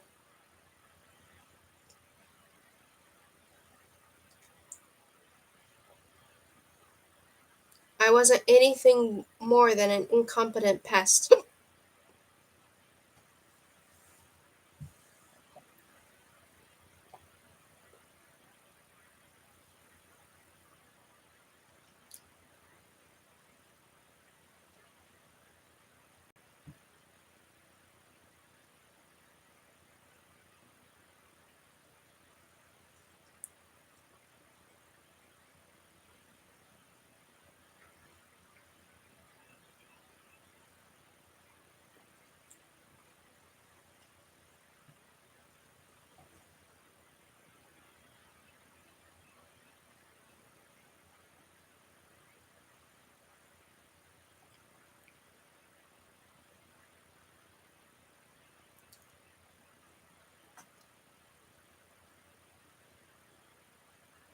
Because of that, no matter what I said, no matter how much logic and reasoning I used, he wouldn't listen to me.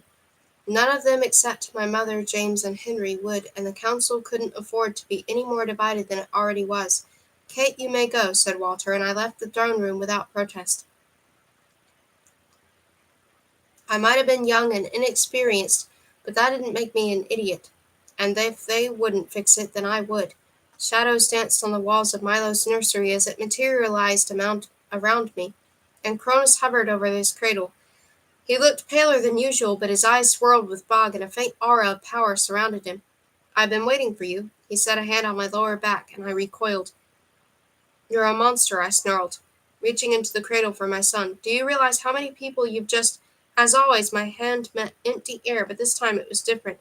I squinted into the mess of blankets, and I froze. Milo wasn't there. What did you do to him? I said, and my voice broke. Where the H is my son? Cronus gestured behind me, and I spun around. Ava sat in a rocking chair that hadn't been there the day before, and she cradled Milo. She has barely put him down since you last left, said Cronus. I hurried over to her, and Ava glanced up. For one horrible moment, I thought she could see me, but instead she looked right through me. It won't work, she said to Cronus. I don't care how many times you try. Kate isn't here, and even if she was, you wouldn't be able to see her. Still in denial, then. For now, it didn't matter. I watched Milo happily suck away at the tip of her pinky, and my heart melted. Opening his eyes, he stared right at me, and I could have sworn he smiled around her finger. Hi, baby, I whispered, kneeling beside Ava. The blade of her rocker sliced through my insubstantial thigh. Look at you. His eyes were bright, his cheeks pink, and he waved his little hands at me with more enthusiasm than before. He looked like a healthy 10-day-old baby. Whatever Ava was giving him, it was working. Why does he look so much healthier? I said to Cronus, and he repeated the question. Ava, who must not have realized that he was once again speaking for me, shrugged. Everyone knows that newborns need to be held, and not by a walking void of emotion either. A little love does them wonders. And right now she was the only one who could give that to him. I bit the inside of my cheek and focused on Milo. He was so beautiful that it hurt to look at him, but I couldn't tear myself away. Why did you attack those people? I said to Cronus. For the same reason I attacked Athens, he said, to teach the council a lesson. And what lesson was that supposed to be? I snapped. The more you hurt them, the less likely it is they'll agree to your truce. We both know that will not happen, said Cronus, and in the rocker Ava's brow furrowed with confusion. Stop it, she said, her grip on Milo tightening. She isn't here. Tell her that you lied yesterday, I said. Ava was doing something no one else could or would do for Milo right now, and if Cronus said the wrong thing, I couldn't risk Ava leaving the baby alone again. The last thing he needed was to lose someone else who loved him. Cronus sighed and said in an annoyed voice, My words yesterday were purely my own, not a reflection of what Kate expressed. My sincerest apologies. Ava smirked triumphantly. I knew it, you're scum. So I have been told, said Cronus with surprising ease. My dear Kate, the fact remains that we all know a truce will not happen, not while Walter is in charge of the council. It isn't in my power to convince them to overthrow Walter, and even if I could, I wouldn't, I said. Then you know the consequences, said Cronus. The time for inaction is over. I have given the council long enough to surrender, and now that they have chosen not to, I will do what I must to put them in their place. My stomach dropped. Please, I said, give them a little more time. Give me a little more time. I will not. It will not make a difference. The winter solstice is less than 3 months. The council's bonds will no longer hold me then. I know. Then why do you come? Said Cronus. Do not tell me it was merely to see your son. I would have spent eternity locked in a room with Calliope if it meant getting to spend 5 minutes with Milo. But I didn't say that because Cronus was right. He was always right. You know why I'm here. His footsteps echoed behind me, growing closer until he knelt beside me and snaked his arm around my waist. Ava pulled away from him. I didn't blame her. Kate, she said, her voice trembling as she searched the space I was in. I ignored her. Now wasn't the time. I want to hear it from you, said Cronus huskily, and despite his lips lingering next to my ear, he no longer held any breath. Not warm, not cold, nothing. I tightened my hands into fists and focused on Milo's blue eyes. Henry would understand. He had to. I'm here to make a trade. For real this time? Said Cronus. Yes, I whispered. For real.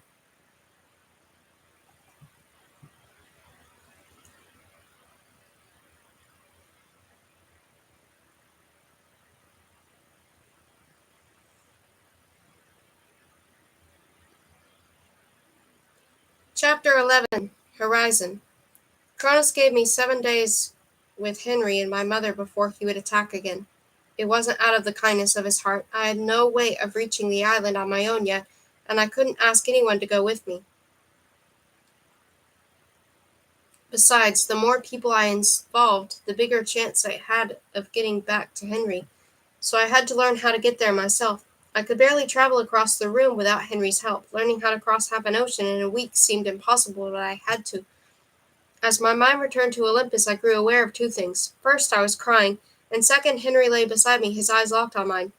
Are you all right? He brushed his thumb against my cheek, catching a stray tear. The urge to tell him everything overwhelmed me, making it hard to breathe, but I couldn't. This was for Milo. If one of us had to do it, I was the best choice. Cronus had already issued Calliope an ultimatum not to hurt me or Milo. Henry wouldn't have the same security, but he was too important, too powerful, too needed to sacrifice himself. I would find a way back as soon as I could. Maybe if I could learn how to travel properly, I would be able to take Milo and escape. It wasn't much, but it was something. And I couldn't have Henry risk himself in the meantime. I love you so much, I said, closing the distance between us and wrapping myself around him. No matter what happens, no matter how this war turns out, I love you forever and always. Henry was quiet for a long moment, and I counted the seconds, taking comfort in each breath he took. At last he lowered his lips to mine, kissing me with aching tenderness. You are my life. Though his words were barely a whisper, they seemed to echo from somewhere deep within him, enveloping my body and infusing me with something unshakable. There is nothing I would not do to make you happy. Before I met you, my world was a string of days that were gray and empty. I had nothing to look forward to, and I cannot tell you what that was like. Facing down eternity alone. Every day I wished for you. Every day I held on in hopes that eventually we would meet, and when I finally found you, he leaned in and kissed me again, and as tenderly as before. His hand slid underneath my shirt, splaying across my stomach, but the touch wasn't sexual. It was as if he were trying to memorize me, just as I was trying to memorize him. I have existed for more eons than I remember. I have seen the sun rise and fall so many times that the days lost all meaning. For so long they passed me by in a blur. That night we met by the river, the night you gave up yourself in order to save a virtual stranger, my heart began to beat again. He took my hand and pressed it against his chest, and there it was, thump, thump, thump, thump, strong and beautiful. I would have given anything to keep his heart beating. The black abyss that had become my world in those hours I thought he was dead had faded, but it was a scar I would always bear. I couldn't go back to that. Even if I had Milo, I would never have another Henry. I see the sunrise now, he said. Because of you, the days have color. Eternity has meaning once more. You found every broken piece of me and put me back together, even though I hurt you too many times for me to deserve it. You are the glue that holds me together. If I lose you, it will be the end of me. A knot formed in my throat. You will never lose me, I said, my voice breaking. Promise. His gaze searched mine as he ran his fingertip up my spine. I promise. I closed the minuscule gap between us once more, capturing his lips and trying to show him how much I meant it. I love you. I love our family. I love our life together, and I can't wait for the day when we're back home, just the three of us, and this whole war is over. I swear to you that will happen. That will be our future. He cradled the back of my head, his palms searing against my skin. I have waited an eternity for this love. I am not going to let anyone, Titan or not, take it from us. Promise, I said, and this time it was Henry's turn to kiss me. I promise. Then do me a favor, anything. I shifted onto my back, rolling him with me. His body pressed against mine in all the right places, and I lifted my head high enough to rest my forehead against his. Live this love now, I whispered, and never stop. In those 7 days, I spent every moment I could with Henry. Walter ruled that, despite him being mostly healed, Henry could remain in Olympus until the last possible moment to give the council the element of surprise. Then Henry had a tendency to pace around mumbling things about his brother that I was all too willing to agree with. It gave us more time together. When we weren't playing our brand new tag through the sun-drenched palace, we fought our way through the quicksand of my visions to see Milo. Cronus was always there, a silent reminder of the little time I had left with my family, but now Ava had become a permanent fixture too. The happier and healthier Milo became, the thinner and paler Ava grew, as if she was pouring everything she had into him. Maybe she was. Maybe she was the one thing keeping him alive. When I voiced that to Henry after returning to Olympus one day, however, he shook his head. We are both immortal, and so is Milo. What? I stopped in the middle of the abandoned throne room, the only place we could go that didn't feel stuffy. The sun shone a little brighter here, and the sunset at our feet seemed deeper, more real somehow. But I thought everyone had to take the tests. Members of the council do, said Henry. Demigods attempting to earn immortality usually have to prove themselves in some way, and royals take the tests as well. If Walter chooses to take another queen, regardless of her mortality, she'll have to pass the same tests you did to earn her position. If Milo ever replaced me as king of the underworld, why would he? Just hypothetically, said Henry, and his fingers danced down the curve of my back. If he replaced me, he would have to take the test too. It wasn't just hypothetically, though. Was he planning the same thing I was, to sacrifice himself to get Milo back somehow? No, he wouldn't do that to me, not after everything we've been through, which made doing it to him all the more difficult. I'd find a way back to him, though, no matter what it took. I rested my head against his shoulder. The silver scar from Cronus's first attack poked out from underneath his collar, and I traced it with a feather-like touch. Come, he murmured. I want to show you something. Before I could say a word, the now familiar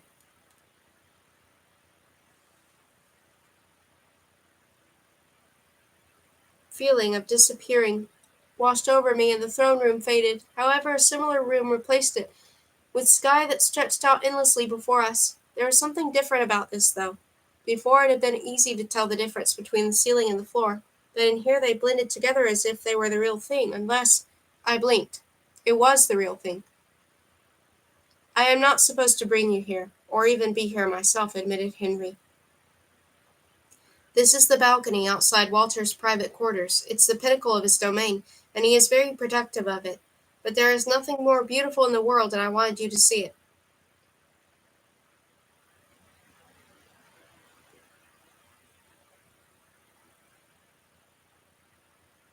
He led me to a glass railing, and I gazed out across the infinite sky. Caught between day and dusk, the colors swirled as if they were liquid, and flames seemed to dance in the clouds. This is incredible, I said, stunned. We stood there for a long moment, and at last he wrapped his arms around me, pulling me closer. You can tell me anything, you know. I know, I said softly. Then tell me what has been bothering you. I focused on the horizon. I couldn't lie to him. I didn't want to, and even if I tried, he would know. We're in the middle of a war, and we're both being used as pawns in ways we don't understand. That is not atypical for my brother, said Henry with a hint of mirth. That's not what I mean. We're all on one big chessboard, aren't we? Cronus is on one side and Walter's on the other, using everyone like chess pieces, except I'm not so much as a pawn on Walter's side. Henry opened his mouth, but I interrupted him before he had the chance to speak. Don't tell me I'm wrong. We both know I'm not. I'm useless to Walter. I've tried to give him information, act as an envoy, learn how to fight so I can help everyone, but he isn't having it. Cronus, though, he's moving me around like I'm a king piece. One step at a time, any direction he wants, but I can never venture too far on my own, because if I do, he loses me. He will not lose the war if he loses you, if that's what you are thinking. Henry turned so he was facing me, and he held my stare. There was something earnest and anxious in his eyes, as if he were desperate to make me understand. You are not a king piece to him. If you are anything at all, you are a pawn, something small and inoffensive, easily overlooked, nothing more than fodder. If he gets you where he wants you, though, so deep into enemy territory that we don't even know you're there, then you will become more to him, but only because of the role you play, not who you are. Despite the illusion of whatever he is offering you, you will be nothing more than another piece of the game to him. Do you understand? I took a deep breath and released it slowly. There is no good solution to any of this. Cronus wants me, whatever ungodly reason he has for it. Whatever he thinks of me, having me means something to him. I can't ignore that. I'm not asking you to, said Henry. I'm asking you to think of me, to think of Milo and realize that you're no good to either of us if he has you. You cannot trust a Titan. Now you're starting to sound like Walter, I mumbled. He has a point about Cronus, the only person who can stop him from reneging on an ideal. Reneging on a deal is Freya, and she's already made her position on this war clear. In the meantime, it isn't worth the risk. Milo is safe, Ava's taken care of him, and she will not let anything bad happen to him. She already let something happen to him, though, I said, and how do I know that the first chance she gets she won't throw him into the ocean? If she does, then we ought to consider ourselves lucky, said Henry, pulling me into another hug. Philip would find him, and we would never have him back again. And we would have him back again. But what if Calliope decides to kill Milo after all? She has the dagger. She has Cronus. She would do it. Cronus could do it if I refused to go to him. If Cronus or Calliope threatens to kill our son, I will rip them apart with my bare hands, said Henry. You are not alone in this fight, Kate. Do not forget that. I have already failed you more times than I can count, and I will not do it again. You haven't, the words caught in my throat. You haven't failed me. You died on my watch, he said. And my feelings for Persephone, ancient history, you haven't failed me. Got it? And I'm not going to let you storm in there on your own. He ran his fingers through my hair. Nor will I allow you to do so either. We are in this together no matter what happens. I will not make the mistake of leaving you behind again. All I ask is that you do the same for me as well. Cold horror hit me. He knew. Somehow, some way, he knew what I was planning, and instead of admitting it and forcibly stopping me, he was trying to reason with me. He was giving me a choice. But he'd also made the consequences of me making the wrong decision painfully clear. If I ran off on my own to try to protect Milo and stop this war, he would too, and we both knew his attempts would be a lot bloodier than mine. I tilted my head upward to capture his lips, kissing him with every ounce of passion and frustration and guilt inside me. He had to understand. I love you, and I will always be yours, and I yours. We will have a future, whispered Henry. Despite everything that was happening around us, despite the wrenching choices we both faced, I believed him completely. On my last day before surrendering to Cronus, my mother tracked me down. I had been practicing for ages, and Henry had long since grown tired of chasing me around Olympus. In spite of the hours I'd clocked disappearing and reappearing in random places throughout the palace, I hadn't seen all of Olympus yet. No, I never would. But it was a stupid regret to have, all things considered. We need to talk, said my mother as I reappeared in the throne room. About what? I said, forcing my voice to remain steady. No use giving her any reason to think I was up to something, and if anyone could figure it out, it was my mother. Unless Henry had already told her. You've been anxious lately, she said, and I swore inwardly. We've all been on edge. She couldn't argue with that. Instead, my mother pursed her lips. Do you want to talk about it? Yes, I wanted to crawl into her lap like I had when I was a kid and admit every stupid thing I'd done and every idiotic thing I'd agreed to. I wanted her to tell me that everything would be all right and that I didn't have to worry anymore because she would fix it. This wasn't something she could solve with a wave of her hand or a few gentle words, though, and for the first time in my life I began to understand that she wasn't the all-powerful mother I'd always thought she was. She was human, or at least as close to human as a member of the council could be. She made mistakes, too, and she didn't always have the answers. I can't, I mumbled, and she motioned for me to join her. I curled up in her lap without a second thought. Why couldn't things be simple again? They hadn't been simple for years, though, not since I was 14 and my mother had been diagnosed. And while I'd had the illusion of simplicity in the years before that, they'd never really been easy, had they? She'd had to raise me knowing what was coming. The council had always loomed over me, waiting until I was old enough to put me through a test no girl before me had survived. My mother had known the risks. She'd known what the inevitable looked like. Yet she'd always been there and always loved me with everything she had. Now it was my turn to do the same for Milo. "You're a good girl, Kate," she murmured, holding me close. "Do what you have to do to protect your family." I hugged her back tightly, so Henry had told her, after all. Did the entire council know now? Did it matter as long as they weren't trying to stop me? "I love you," I said, clinging to her. "I love you too, sweetheart." She rubbed my back in slow circles. "Everything will be all right in the end. Evil never lasts forever, and neither will this." Even though I knew she was right, even though she'd said the exact words I needed to hear, she couldn't predict what would happen in the meantime. No one could. And that was what I was really afraid of. Later in our bedroom, Henry and I didn't speak. We lost ourselves in each other, a silent farewell that neither of us could bear to say.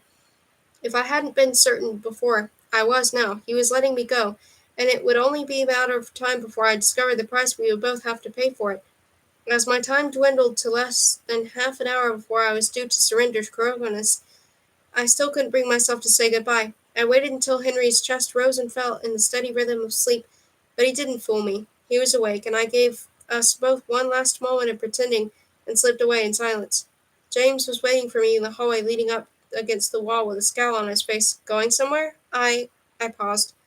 "You can't stop me." "No doubt about that," he said, taking my hand and leading me toward the throne room. As badly as I wanted to pull away, I couldn't. Not when this might be the last time I'd ever see him. "Are you sure about this? If you were me, what would you do?" "I would have left ages ago." At least he understood, but I didn't have time for this. If I was in Calliope's palace in 20 minutes, Cronus would kill millions more. "If you're not trying to stop me, then what are you here for?"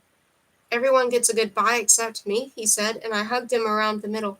"I'm sorry, I meant to tell you. That's a lie, but thanks for the thought," he said, James, without a hint of anger. "So what's the plan?" I didn't speak. It wasn't any of his business, and if I told him, I ran the risk of him trying to interfere and mess everything up. I trusted James, but I'd trusted Ava too. I'd trusted Calliope. Each time something terrible happened, that trust bit me. If this plan had any chance of succeeding, I had to keep my mouth shut.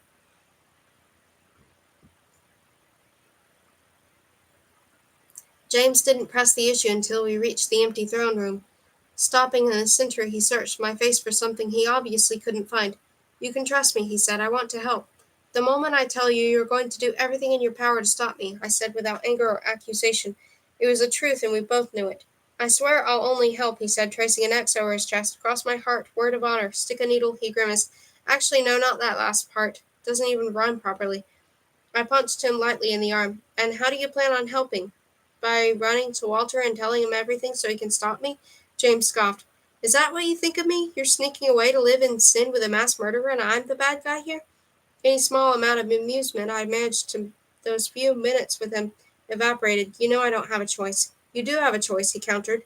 "You've just made it already, that's all." "What else would you have me do?" He shrugged. "Couldn't say. I'd do the exact same thing." My anger deflated. "Then give me a hug goodbye and let me go. I might be an infant compared to the rest of you, but that doesn't make me an idiot." "Most of the time," said James, and I punched him in the arm again. Wordlessly, he gathered me up and buried his face in my hair. "I was supposed to be your first affair." A lump formed in my throat, and I hugged him back fiercely. "I don't think it counts as an affair if the thought of Cronus makes me sick to my stomach. So there's still hope for me after all." I half laughed, half sobbed.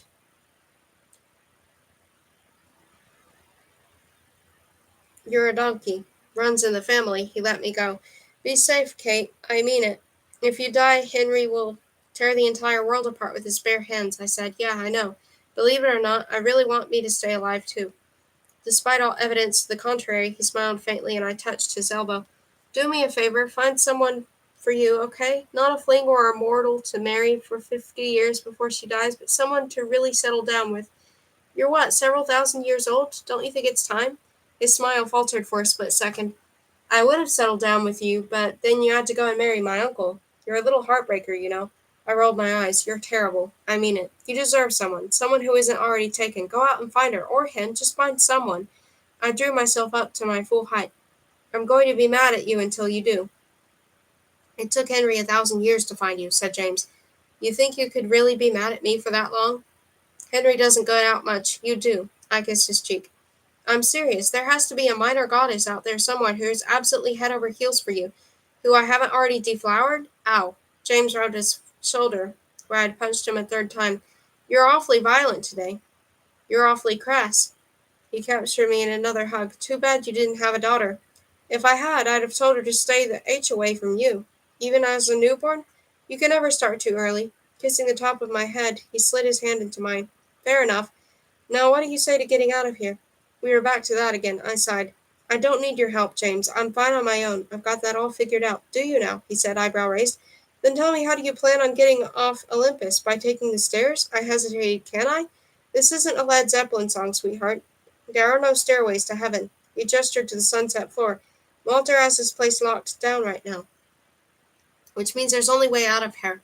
Only one way out of here, and that's to have an Olympian escort you. Ready? I eyed him, searching for any sign that he was about to run off to Walter. But time was slipping away, and I didn't have much of a choice. If I let you, do you swear you're just helping? Everything's short of the needle, he said. How is it possible he could make me smile, even in the middle of the hardest thing I'd ever have to do? Because he was James, and because I could have loved him like that if I didn't already love Henry. I did have Henry, though, and I would never cheat on him. James knew it. I knew it. The only person who didn't was Henry himself. Standing on my tiptoes, I kissed the corner of his mouth, lingering for longer than was strictly necessary. First affair, I promise, I whispered. Now let's do this. James grinned. Thought you'd ever say so. We arrived smack dab in the middle of the busiest intersection I had ever seen. Hundreds of people moved together in varying directions, streams intersecting and merging like real traffic. And I squinted upward in hopes of gaining any bearings. Pink and purple clouds decorated the sky, which was barely visible through the thick forest of skyscrapers that surrounded us. Standing still in the chaos wasn't an option, though, and I wound up sandwiched between two Japanese businessmen in black suits, both carrying briefcases and chatting in a language I didn't know. However, like in Africa and Greece, even though I didn't know the words, I understood them anyway. Morning meeting with the executive from San Francisco? Indeed, but wouldn't you say, James, I shouted, struggling against the flow of the crowd, but it was useless. With less than 10 minutes left before Cronus's deadline, I couldn't find James anywhere. The businessmen on either side of me gave me a dirty look, as if they'd only now realized I was there, and they shifted until I was behind them. Fine by me. James, I shrieked again as I reached the sidewalk. Elbowing my way through the crowd, I reached the glass base of a building and leaned against it, directly underneath a neon sign advertising electronics. This was insane. How could there possibly be this many people in one place at the one time? First time in Tokyo? Said a bemused voice beside me. James leaned casually against the wall, and he held a bowl of noodles in his right hand, while he maneuvered a pair of chopsticks with his left. Very funny. I'm leaving now. I closed my eyes and started to slip away, but James' hand on my shoulder stopped me. I will, he said around a mouthful of noodles. I'll find someone as long as you promise me this isn't forever. I touched his hand. I promise. I'll see you on the other side of this war, James. And maybe with a little luck we'll both be alive. I kissed his cheek one last time and stepped back, giving myself enough space to go. This wasn't the end. If I could make sure of it, then James would. Wait, he said again. With a wave of his hand, his noodles vanished. How do you intend on getting Milo back to Henry? I stared at him. What else was he going to come up with to get me to take him with me? Regardless of how much of a manipulative jerk he'd suddenly decided to be, however, he had a point. I'd taken for granted that Cronus would let me bring Milo to Olympus myself, or that he would send him to Olympus, but Cronus had no way of getting there, and once I landed on the island, I was positive I would never be able to leave. At least not until this war was over. You're infuriating, I muttered, holding out my hand. With a smug look, James took it. I don't know how to bring you along. You'll figure it out, he said. I trust you. Trusting me has nothing to do with what I can and can't do. Do exactly the same thing you did when you took me to see Milo and Cronus, he said. Don't even think about it. Easier said than done. The cacophony of noise around us made it difficult to concentrate, but if I didn't, then there was no telling what Cronus would do if he thought I blacked out of our deal, so I had to. No waffling allowed. I focused on my body, becoming aware of every inch of it, and I extended my reach to James as much as I could. It felt forced, as if I were doing nothing more than imagining it, but James knew the stakes. If I was willing to risk it, then I was willing to try. The noise of Tokyo funneled around us, a wall of vibrations. This sounded like everything and nothing at all. The roar grew louder until finally it overtook me completely, and then I was drowning. Water filled my lungs as I struggled to do the human thing and breathe. I tasted salt and flailed, my hand still clasping James, but that didn't help. He was as much of a rock as I was, and together we sank deeper and deeper into the pitch-black ocean. We were going to die, or at least be trapped at the bottom of the sea for the rest of eternity. Seaweed would wrap around our limbs, holding us down until the ocean was ready to pull us farther into her depths. By the time we managed to escape, time would be up, and Cronus would believe I'd abandoned him completely. Millions would be dead, and nothing I said or did would convince Cronus to stop. Nothing. Oops.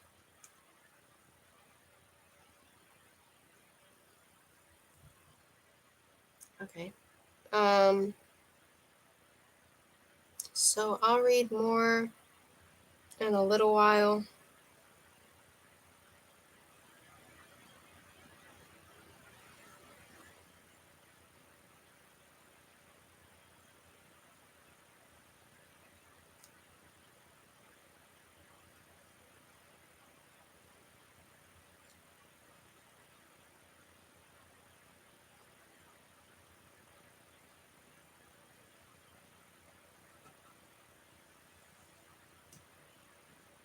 We have like 8 chapters left now.